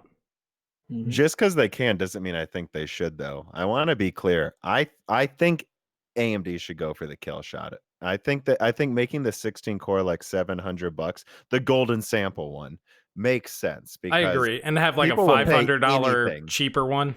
Slower one. Yeah, I think that is what they're gonna do. I mean, what was the rumor was the 3850X. So I would make that golden one super expensive, but the 3800X, I would put that right at the 9900K. Because then what's Intel gonna do? Drop the price to what? $200? Like it'd be hilarious to watch. Like you can do this to Intel, AMD. Do it to them. Like make them put the i9 at i5 prices. Yeah, you've got your foot on their throat, put weight on it. Like, you know what I mean? It's yeah. You have to just this once, I think. I don't know. Yeah, it just has to be done once. It's like going to prison. You got to take out the big guy. And then once you do, you can kind of get away with it. They can charge whatever they want for Zen 3, especially if it's as good as it looks. Yeah. And then they have the excuse, too. They can say, oh, the stacked RAM's so expensive. Oh, yeah, they can. All those threads. Do you know how much it costs to put more threads on there? Yeah. Yeah. Do you have any idea? Do you have any idea how much those logical, non-physical processors cost? Yeah. Hey, AMD, the Xbox is $500. It doesn't seem that expensive. I could buy a ton of those. That's so cheap.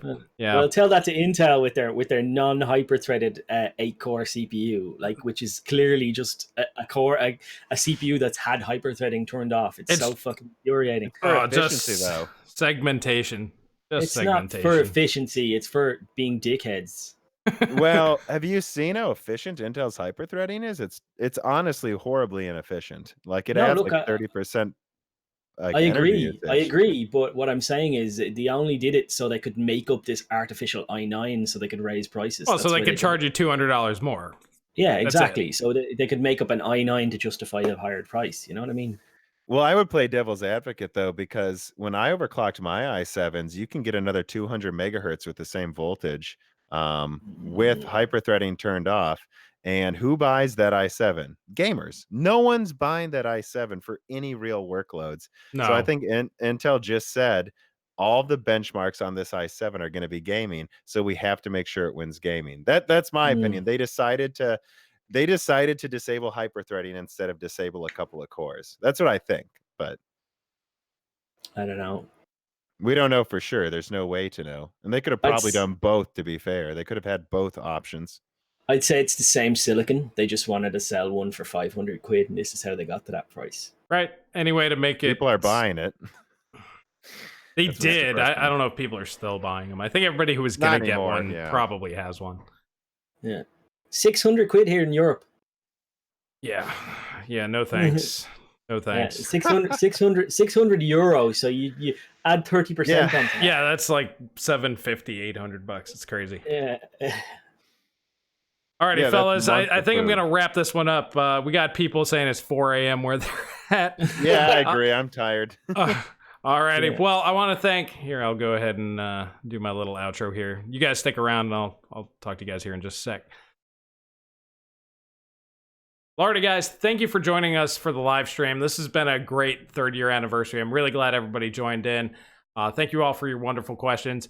Obviously, you guys heard the news about the channel, all the updates going on. That'll be going into effect here in the not too distant future. So stay tuned for all that stuff. I might do a few update videos as time goes on. Videos on the channel may slow down a little bit as I'm still doing 3 jobs.